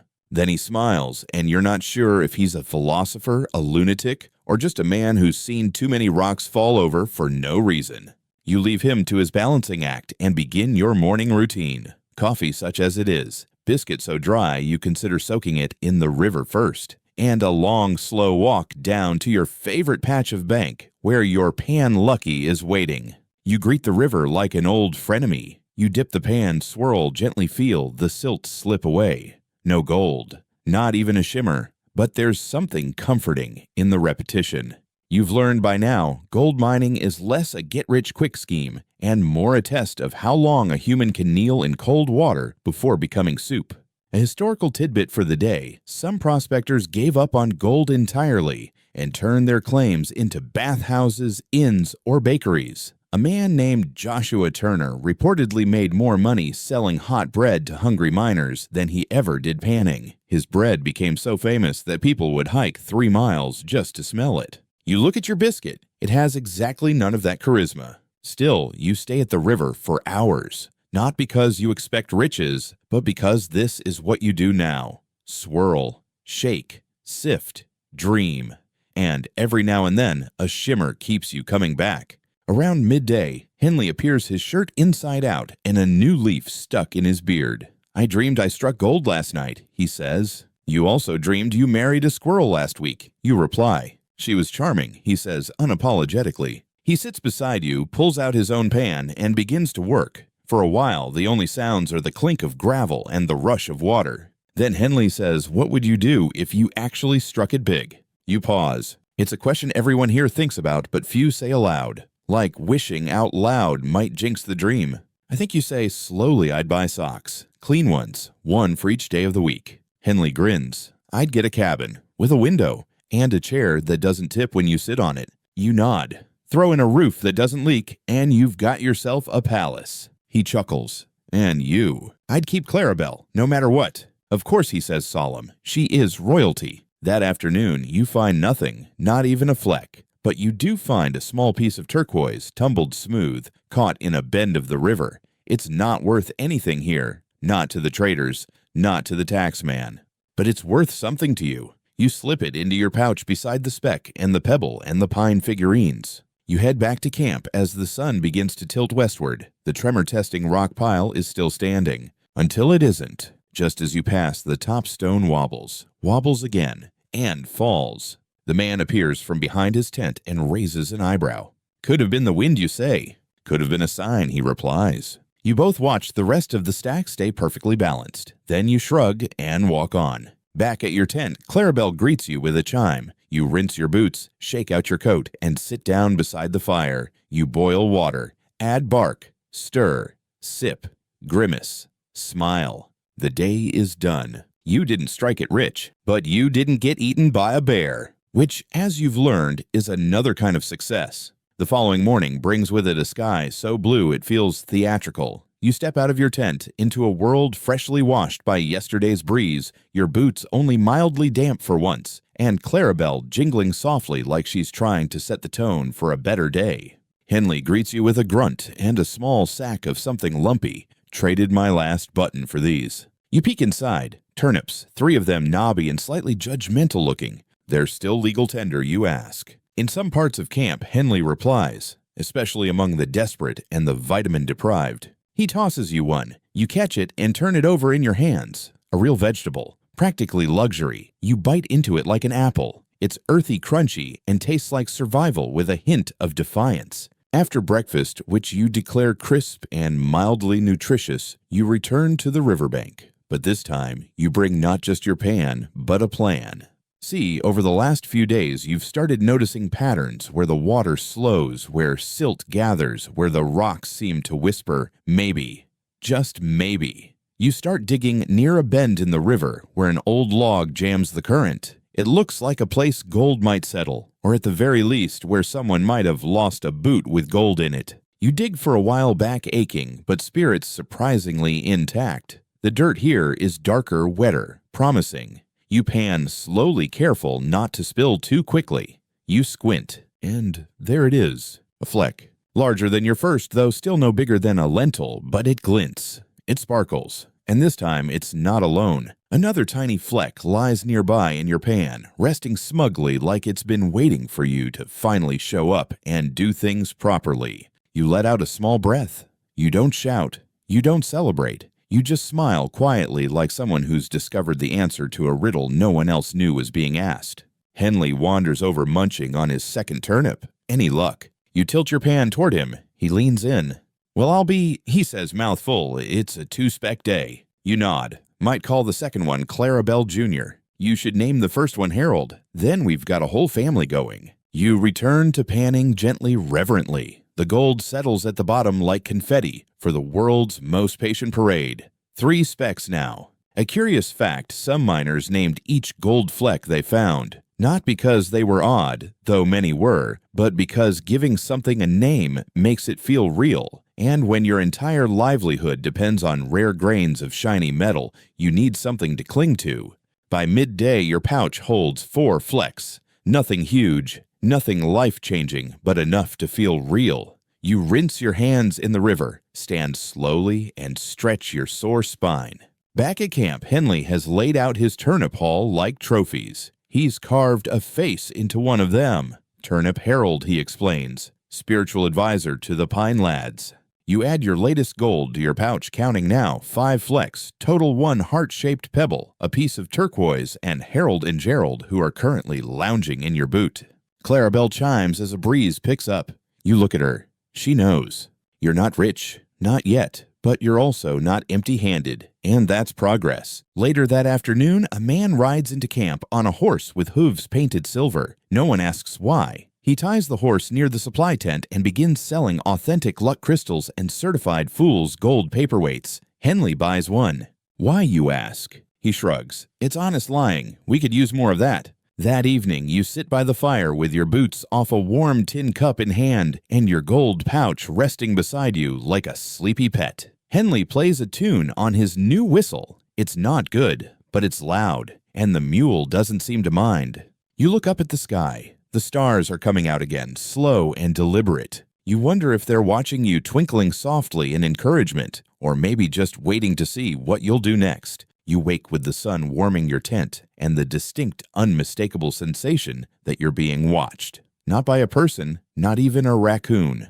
No, this is the gaze of potential, the kind of slow-building anticipation that comes only when you've had a few days of slight winds, slightly improved weather, and slightly fewer bugs in your coffee. You step outside, stretch, and take a deep breath. The air smells of dew and pine smoke and bread. You follow your nose like a cartoon character levitating on scent trails. It leads you to a small gathering near the edge of camp where someone set up a proper oven, well a half-buried barrel with a chimney, and delusions of grandeur. The baker is a round, cheerful woman with forearms like tree trunks and flour dusted across her face. Everyone calls her Auntie June, though no one knows her real name. She's handing out flat, warm bread rounds for outrageous prices, 4 beans and a promise 5 pebbles, and a good story or half a gold fleck. You give her a polished rock and an off-key rendition of "Oh, Susanna." She squints at you, then hands you a piece. You bite into it. It's warm, slightly chewy, tastes of real flour and just a hint of onion. It's heaven. Or at least the closest thing to heaven someone in mud-soaked boots can access without divine paperwork. Historical aside, makeshift bakeries were not uncommon in larger gold camps. Wherever miners congregated, food followed, and bread was always a high-demand commodity. In some towns, a loaf of fresh bread could fetch more than a miner's daily gold yield. That is, if the miner was particularly unlucky, or particularly bad at aiming with a shovel. You finish the bread, slowly savoring each bite like a memory in progress. It settles nicely in your stomach, a welcome change from the usual diet of beans, hope, and pond water. With Lucky under your arm and Clarabelle swinging gently in the breeze, you head back down to the river. You don't expect much. The truth is, even now with 5 flecks tucked in your pouch, you've made peace with the grind. Gold might come, or it might not. But the motion, the ritual, is yours now. You pick a new spot today, downstream past the mule path near a bend where the water eddies lazily around a pile of debris that looks like a beaver's first attempt at modern architecture. You dig. Swirl. Swish. Nothing. Again. Nothing. Then something. It's not gold, but it's odd. You sift through the pan and pull out a tiny carved figure, no more than an inch tall. It's shaped like a person-round head, squared off arms, legs barely hinted at. It's made of soapstone or maybe bone smooth and worn by water. You stare at it. Then you smile. Another companion for the gang. Back at camp, Henley is carving Turnip Harold, a tiny walking stick. Gotta look the part, he explains. You show him your find. He whistles. That's either cursed or blessed. No in between. You set it next to Harold and Gerald. The new one seems wise. You name him Obadiah.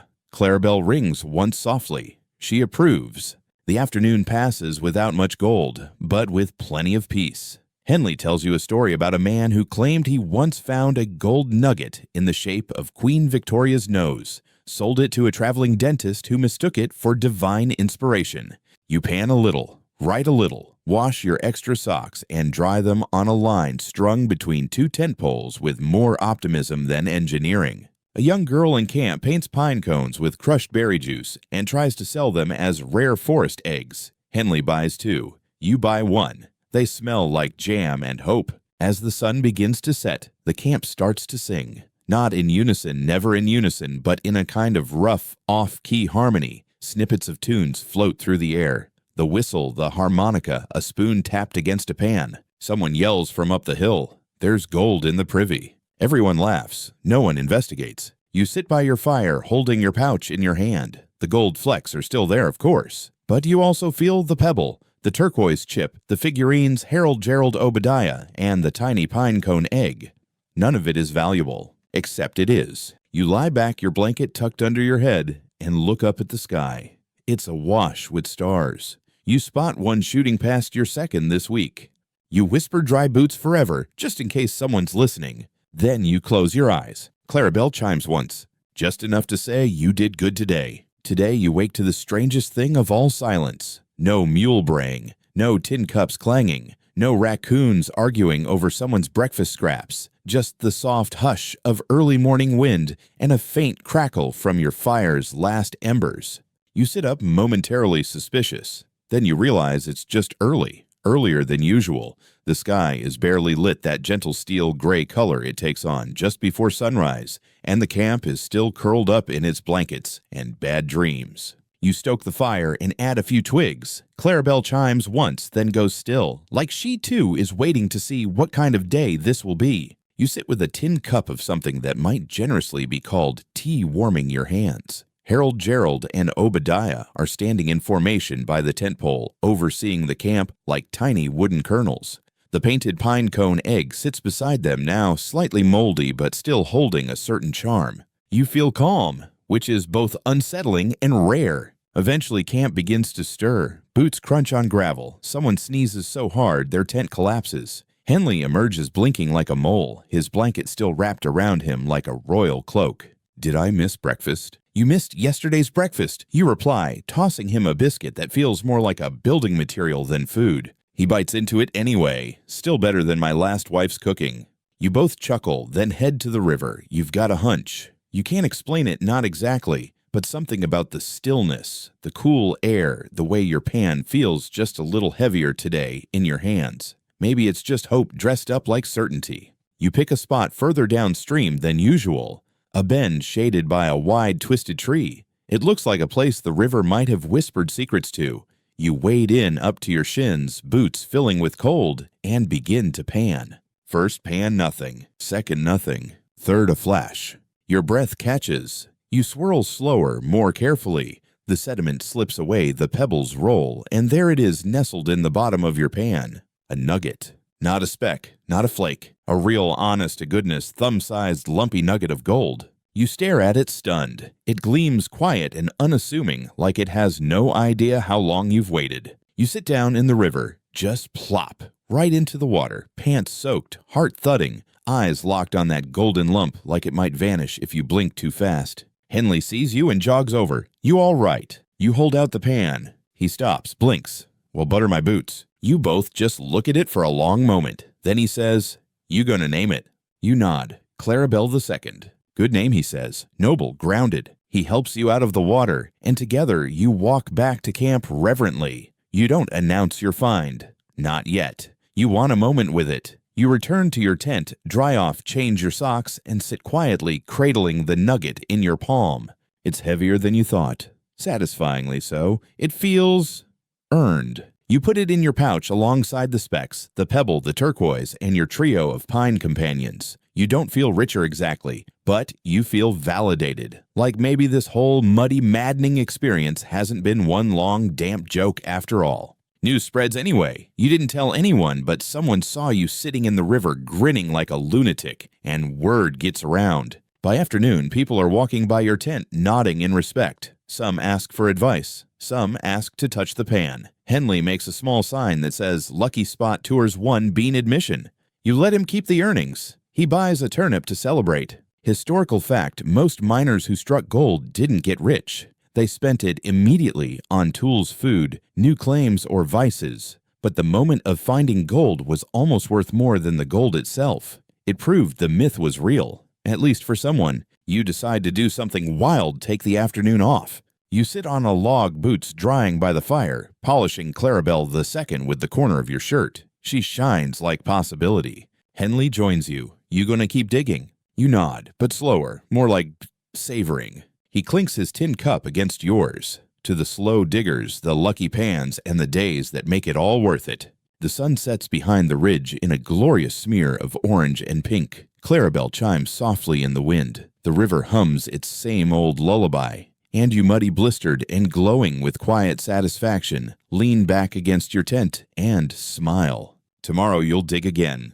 But tonight, you'll sleep like a man who finally held proof in his hand. You sleep like a rock in a dry creek bed, deep, undisturbed, and slightly shaped by the weight of time. When you wake, it's well past sunrise, a rare indulgence. The sunlight has already filtered into your tent, gently warming your blanket and casting Clarabelle's shadow in soft, flickering shapes across the canvas. You stretch slow and satisfied. Your shoulders still ache, but today it's a noble kind of ache, the soreness of someone who found something, not just gold, but proof. Belief given form. Outside the camp hums with a different energy. Word has spread, and it hangs in the air like wood smoke and coffee steam. People aren't saying much outright. There's a superstition about naming success too loudly, but you catch the side eyes, the curious glances, the occasional, "That's the one," whispered as you walk by. You don't mind. In fact, you feel calm, like the current of the river has shifted ever so slightly in your favor. Henley's already at the fire, toasting something on a stick that may have once been bread. Sleep well, Nugget King. You raise an eyebrow. "Please don't call me that." He grins. "Too late. Already told the mule." You both laugh. Then he tosses you a piece of toast, charred on one side, somehow raw on the other. You eat it anyway. Your stomach's less picky these days. Today you don't rush to the river. You walk. Slowly, taking your time. You nod to Auntie June, who gives you a little wave from her barrel oven empire. You pass the rock balancer, who's now trying to stack tin cans for science. You pass the boy with the pan hat, who has upgraded to a colander. Eventually, you reach your spot. The same bend as yesterday. The twisted tree leans just so the water eddies lazily. Everything looks normal, which is perfect. You kneel down, scoop a pan full of gravel, and begin the familiar ritual. Swirl, shake, tilt, watch. No gold in this first round, but no disappointment either. You've moved past that. You're in the long game now. A fun historical aside, after finding gold, many miners felt a rush of optimism that often didn't match reality. Beginner's luck became a legend in itself, and many who struck gold early spent weeks chasing lightning that never struck twice. Historians still argue whether those early wins helped or hurt in the long run. You're aware of the danger, which is why instead of chasing the next big score, you pan slowly, methodically, deliberately. You treat each swirl like a meditation. By midday, you have nothing new to show, but you're content. Back at camp, you take a break. Henley's carved a miniature saddle for Turnip Harold. Gerald, ever competitive, now sports a monocle fashioned from a bottle cap. Obadiah remains stoic as always. You add a little journal entry. Found gold. Did not immediately explode from joy. Clarabelle remains wise and beautiful. You sit near the supply tent, sipping weak tea and people watching. A group of new arrivals rolls into camp, 3 wagons, 2 mules, and one very loud man promising he knows the secret to endless gold. He's selling maps. You squint at one as he unfurls it. It's upside down. Henley joins you. Think we should buy one? I already have a map, you say. He looks surprised. Really? You tap your chest. Right here. It says dig where it feels right and stop when your fingers bleed. He nods, wise, painful, but wise. That afternoon, you help repair another miner's tent. Not because you have to, just because you can. You hammer in a few stakes, tie off some lines, and get paid in the form of a boiled egg. You eat it like treasure. And that's the thing, isn't it? You're starting to find value in the everything else, not just the gold. A joke well-timed. A biscuit slightly less awful than the day before. A carved pine man who now wears a cape made from sock lint. You've become part of this place. Not just a stranger hoping to strike it rich, but someone who belongs. That evening, you clean your pan carefully, respectfully. You polish Clarabelle. You sort your pouch like it's a sacred ritual. Nugget, flex, pebble, turquoise, the figurines, each with a name, a story, a weight beyond their worth. The sun dips low, turning everything amber. Someone begins singing near the edge of camp. Others join in. No instruments tonight, just voices. Crooked and tired, but sincere. You lie down the stars peeking out above you. Tomorrow you might dig again. Or maybe not. Maybe you'll help someone else dig. Maybe you'll spend the day building a bench or teaching the boy in the colander how to pan without losing everything to the current. You've struck something more than gold. You've struck rhythm, purpose, peace. And as Clarabelle gives one last sleepy chime, you drift off with a smile.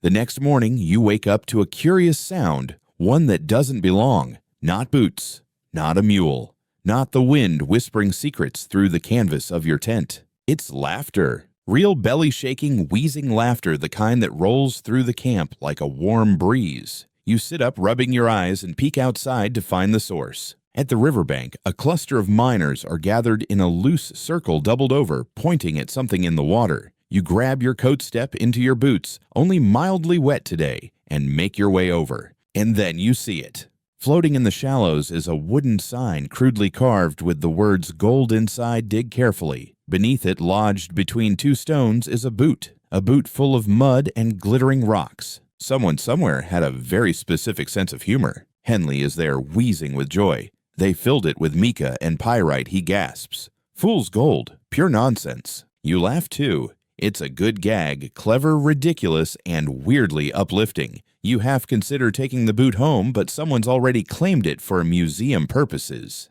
The miners disperse, still chuckling. You linger a moment longer, watching the sign sway in the water. Then you give it a respectful nod. It's not real gold, but it's a real smile. And that's worth something. Back at camp, Auntie June is handing out sweetbread. You get a piece for free, her way of blessing your lucky streak. It's dense, sticky, and covered in something she claims is syrup, but you suspect is just melted sugar cubes. You eat every crumb. After breakfast, you get to work, not panning, not digging, but mending your tent. You reinforce the seams with bits of burlap and waxed twine. You patch the flap with part of an old sack that once held beans and dreams. Henley walks by, inspecting your work. You planning to stay a while. You nod. Good, he says. Wouldn't be the same here without Clarabelle's opinion on the wind. The rest of the morning is slow and quiet. The river murmurs. The camp shifts and creaks like a sleeping animal. A few wagons come in, a few leave. Life in motion, even in the stillness. You do a bit of panning, just enough to keep Lucky from getting bored. Nothing much turns up, but that's all right. You're not chasing today. You're just listening. A curious historical note: by the mid-1850s, many miners developed what they called a sixth sense for good ground. Whether it was real intuition or just wishful thinking, some swore they could feel the presence of gold beneath their feet. Others chalked it up to sheer stubbornness. Historians still debate whether successful miners were lucky skilled or simply too stubborn to give up. You suspect it's all three. Later, you're approached by a boy pan-hat lad who's holding his colander with both hands. "Can you show me how to swirl?" he asks. You smile, of course. You walk him to the water, show him how to dip, how to tilt, how to watch for the weight of gold in the way it resists leaving the pan. His hands are clumsy, his boots too big, but he listens, focuses. He doesn't find anything, but he doesn't get discouraged either. "I'll try again tomorrow," he says. That's the spirit, you reply. You gift him a small flake from your pouch, not gold, just mica, but it sparkles and his eyes widen. He runs off already planning what to name it. Back at your tent, you make another addition to your collection, a tiny twig carved like a walking stick, which you prop between Harold and Gerald. Obadiah still stands tall, unmoved by the fanfare. The pine cone egg now wears a belt made from a strip of cloth. Clarabelle watches over them like a patient chaperone. You write a new journal entry. No gold today. Found a laugh. Taught a swirl. Still winning. That night, the stars arrive early and bright. The moon hangs like a coin just out of reach. You sit by your fire, sipping bark tea and listening to someone in the distance singing an old sea shanty about a captain who struck gold and spent it all on hats. Henley joins you holding a scrap of paper. Wrote a poem, he says. You brace yourself. It's about his mule. It rhymes. It's surprisingly heartfelt. When he finishes, you both sit in silence for a while, watching the fire crackle. The warmth, the light, the soft hum of the camp, it's all so steady, so full. You realize something quietly. You've stopped measuring your success by the gold in your pouch and started measuring it by the life you've built around it. You wake with the dawn whispering through the trees and a cool breeze nudging at your blanket. For a few blissful moments, you forget where you are. Then Clarabelle rings softly in the wind, and you remember everything. And you smile. Your knees protest as you rise, and your left boot is hiding behind your cooking pot for reasons unknown, but it's shaping up to be a fine day. The sky is bright, the air smells faintly of wild mint, and no one appears to be shouting about snakes, lost mules, or questionable stew. That's a win. Henley appears from behind his tent with something wrapped in cloth. He walks over sheepish and a little proud. I made you something, he says, and hands you the bundle. Inside is a tiny wooden plaque carved in wobbly letters, Lucky Camp Population U. You snort. That official? Absolutely, he says. I signed it with my mule's hoofprint. You hang it above your tent flap. Clarabelle chimes once in approval. After a light breakfast of leftover turnips still turnipy, you return to your now legendary river bend. There's no crowd anymore, just a kind of quiet respect. People nod at you as you pass, like you're some kind of honorary mayor of the mud. You start digging, not expecting much. You pan slowly, watching the river swirl around your hands. The gold isn't there today, but that's all right. You're not here to win. You're here to be in it. Historical footnote, some long-term miners became almost monk-like in their routine. Wake pan, eat, repeat. For many, it wasn't about riches anymore. It was about rhythm, the ritual, the communion with the river. There's even record of a prospector who buried his last nugget because it felt like cheating. You're not there yet, but you understand it a little better. By late morning, you've found nothing shinier than a beetle wing and a bit of glass smoothed by time. But the sun is warm and your socks are still dry, so really, things are going well. You wander into the forest after lunch, following a deer path that winds gently through the underbrush. You spot a patch of wild blueberries. You gather a handful. They're tart small and taste like summer memories. You return to camp and share them with Henley, who says these need pie. You agree, but neither of you can bake. So you eat them straight, sitting on a log, spitting seeds into the dust and arguing about whether trees can smell fear. Later, someone arrives in camp with news a nearby settlement has opened a post office. Real paper, real stamps, real ink. Everyone's abuzz letters can go out now. And maybe, just maybe, letters will come in. You dig through your pack and find your journal. You tear out a page and begin writing. Dear home, still alive. Found gold. Found friends. Found peace. Hope you're well. Me. You fold it carefully, tucking it into your shirt pocket. Tomorrow you'll send it. That evening, the camp is alight with anticipation. A small group gathers around the fire to read old letters aloud, ones they've carried for months. Most are from sweethearts, some from brothers. One from a dog breeder offering a free pup to anyone who brings back proof of gold and a clean conscience. Henley reads one from an old friend. It says simply, "Don't forget why you left, and don't forget who's waiting if you return." You both stare into the fire for a long time after that. Later, as the camp quiets, you sit outside your tent and polish Clarabelle II your nugget. You hold it to the light. It's lumpy, misshapen, perfect. You tuck it back into your pouch beside the flex, the turquoise, the pebble, and your pine companions. Harold now wears a hat made from a bottle cap. Gerald has grown a beard of lint. Obadiah is unchanged, eternal. You think about writing again. Maybe a story this time, something about a fool who went looking for treasure and accidentally found meaning. But instead, you just lie back and watch the stars. The wind is cool. Clarabelle chimes once, then goes quiet. Tomorrow the mail will go out. Tomorrow you'll dig again. But tonight you rest easy, because today you remembered what you've gained. And it's more than enough. You sleep longer than usual, so long, in fact, that when you finally open your eyes, the camp is already halfway through the morning. Smoke curls lazily from half a dozen fires. Someone's boiling something suspiciously fragrant. You smell mint onions and... is that jam?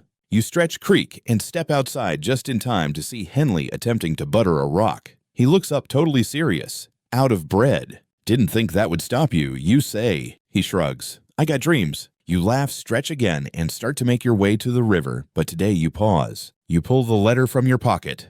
It's time. The new post tent isn't much, just a canvas rig propped up by 2 stubborn sticks and the conviction of a man named Marvin who claims he once delivered mail by moose in Oregon. He takes your letter with reverence and drops it into a box labeled Outbound Hope. Should get there in 6 weeks, Marvin says, unless the mule gets eaten. You blink. Eaten. Kidding, he grins. Probably. Still, you leave feeling lighter, like part of you just took off through the hills on the back of an overworked, underfed miracle. You don't dig much today. You walk. You check on the familiar bends in the river, the quiet forest paths, and the weird pile of stacked rocks that's somehow still standing. You find a smooth stone shaped like a fish and pocket it. Maybe it'll bring good luck. Maybe it just wants to be part of the gang. Back at camp, you spot a new face. A tall woman with long braids and a canvas coat covered in tiny stitched patches, each one bearing the name of a town. Coloma Sutter's Mill Hangtown, you read aloud. She nods. Places I've passed, left a little of me behind. She sits by your fire and offers dried apples in exchange for your last pinch of tea bark. You trade. You talk. She tells stories of camps more chaotic, of gold finds bigger than bread loaves, and of a man who tried to sell his own shadow as a map. You tell her about Clarabelle. She nods solemnly. Good belle. Bells know things. She gives you a patch stitched with a pickaxe and a crescent moon. For your tent, she says, so you don't forget the night knows you too. Historical detail of the day, many miners personalized their camps with charms, stitched symbols, or tokens from home. Some even created makeshift flags or painted slogans onto tree trunks. These weren't just decorations, they were shields against loneliness, tiny monuments of identity in a shifting, muddy world. That night, you hang the patch on your tent flap right below your lucky camp sign. It flutters gently in the breeze like it belongs there. The sky is clear. So clear you can see the faint smear of the Milky Way. Henley says it looks like spilled flour. You say it looks like a map to somewhere softer. You lie back and let the stars pull you in. You wonder where your letter is now. Maybe in Marvin's mule cart. Maybe bouncing over rocks. Maybe already halfway up a hill, somewhere near a place you used to call home. Clarabelle chimes, one note soft as sleep. You close your eyes. Tomorrow maybe you'll dig. Maybe not. But tonight, you've sent a piece of yourself out into the world. And that's more than most ever do. It rains. Not a dramatic thundering storm, but a persistent, apologetic drizzle that sets in around dawn and refuses to leave. The kind of rain that doesn't ruin your day outright, but politely erodes it until your socks are damp and your patience is tea-flavored. You huddle in your tent, listening to the water tap out lullabies on the canvas. Clarabelle rattles occasionally, her tone subdued. Even the pine gang seems quieter today. Harold's hat has gone limp with moisture. Gerald's monocle is fogged. And Obadiah, well, he remains unchanged as always. Eventually, hunger outweighs comfort. You pull on your least wet boots and step out into the slop. The camp has turned into a field of squelch, but spirits remain weirdly high. Someone's turned a barrel into a makeshift slip and slide. Henley is fishing rainwater out of his hat with a spoon, muttering nature's soup. You make your way to Auntie June's tent, lured by the smell of warm starch. She's frying something that crackles like music and tastes like hope, a kind of pancake made with crushed beans and stale bread. She calls them panner cakes. You eat 3. After breakfast, you consider digging, but the river's risen and is flowing fast, wild, and muddy. Not safe, not smart, and for once, you choose caution. Instead, you help reinforce someone's tent with spare burlap. You mend a broken stool. You carve a tiny spoon for Obadiah and tie a thread sash around Gerald's chest. Small things, good things. Around midday, the woman with the patch-covered coat returns her braid, now damp and coiled like a river snake. She hands you a new patch, a stitched umbrella with boots underneath. For wet days, she says, smiling.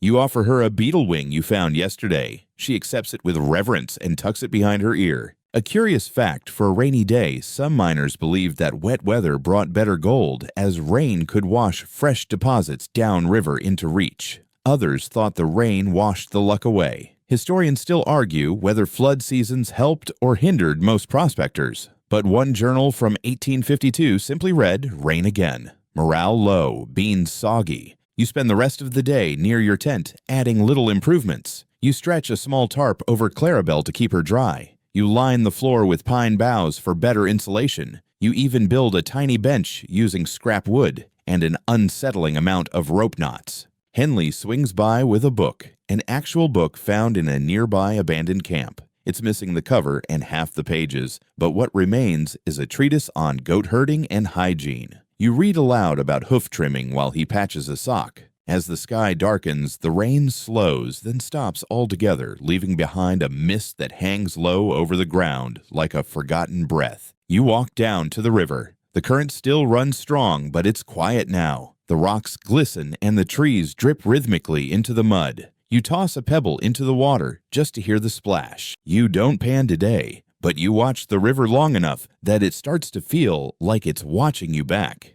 That night, you sit under your tarp, sipping a strange but passable stew made of turnip-crushed biscuits and something Henley swears is wild shallot. You don't ask for clarification. Clarabelle chimes gently in the wind. You tuck your patch-covered coat tighter, feel the comforting weight of your pouch at your side. You don't need to check it, you know what's in there. Gold, yes, but more than that. Memory, friendship, roots. You stare out at the misty night and feel something settle inside you. Not quite peace, not quite pride, maybe just belonging. You wake slowly to birdsong and the scent of damp earth drying under a cautious sun. The rain is gone, puddles remain, but they glint like mirrors scattered across the camp, catching shards of morning light. Clarabelle sways gently outside your tent, her chime low and content like a satisfied sigh. You sit up, stretching the joints of your back, creaking like old floorboards. Your bedroll is slightly damp, but not unpleasant, just enough to remind you that the world outside your canvas walls is very real, very muddy, and very much alive. Today feels like the kind of day where you don't need to accomplish anything to feel accomplished. You're not in a hurry. There's no pressure to strike gold, no race to reach some imagined finish line. Just air and light and the sound of camp coming back to life after the storm. Henley passes by with a wheelbarrow full of wet wood and a new scar on his chin. Don't ask, he says, and you don't. You wander down to the riverbank, not with Lucky in hand, but just to look. The current has calmed, but it's still tinted brown with yesterday's flood. Stones have shifted, logs have moved, a fresh canvas. You sit on the big flat rock by the bend, pull out your pouch, and lay the contents out in the sunlight. Clarabelle II, the nugget that started everything, still solid, still gleaming. The specks, each one remembered by name, each one hard won. The turquoise chip, the pebble shaped like a heart. The soapstone figurines, Harold, Gerald, and Obadiah, now joined by the fish rock and the tiny spoon you carved. The painted pine cone, moldier than ever, but still defiant. The patch with the crescent moon. The newest one, an umbrella and boots. Together, they look like the relics of a strange, beautiful pilgrimage. A life distilled into tokens as small as they are meaningful. You pick them up one by one, running your thumb over each. None of them are worth anything in the eyes of the world, but in your hand, they feel heavier than gold. A historical curiosity, when miners packed up and moved on, whether for other claims or for home, they often left small markers behind. A carving in a tree, a stone stacked just so, a buried cache of trinkets, evidence that they were here, that the world shifted slightly because of them. You think about that as you walk back to camp. The sun dries the ground as you go. Tent ropes tighten, boots get lighter, spirits rise. Auntie June bakes something sweet and passes it around with no charge, just because. Henley starts singing a nonsense song about a mule who runs a gambling ring. You laugh, and the laughter doesn't stop when the song does. That night, you gather the figurines and arrange them into a tiny procession beside your fire. You take out your journal and write one last entry. I came here with a pan and a hope. I leave with stories, and good socks, and friends. The gold, that's just decoration. As the stars emerge, you lie back and let the quiet settle in. Clarabelle chimes one final time, then falls silent. You're not sure if you'll stay in this camp forever. Maybe you'll move on. Maybe you'll find another river, another Lucky. Maybe not. But you know this. You came to chase gold and mostly just got wet. And somehow that turned out to be exactly what you needed. The night is calm now and your breathing slows. The fire crackles gently beside you, just embers now warm, glowing quiet. The breeze slips through the trees, light and curious, brushing the canvas of your tent like a lullaby. The smells of pine and distant bread mingle with the earth. You're tucked in, layered in blankets, surrounded by the small treasures you've gathered. Nothing fancy, just the things that made you smile. Harold, Gerald, Obadiah, all standing guard. Clarabelle sways slightly with the wind not ringing anymore, just resting. And the pouch, it's there too, full of memories. You don't need to dream of gold tonight. You've already found what matters. You found a rhythm, a reason, a place to breathe. So take a deep breath now. Let the tension go. Let your body sink into the ground beneath you. Let your thoughts drift with the current of that river you've come to know so well. You don't need to paddle, don't need to dig, just float. Float with the breeze, float with the stars, and let the weight of the world melt away, one soft breath at a time. You're warm. You're safe. You've done enough. And now, you sleep.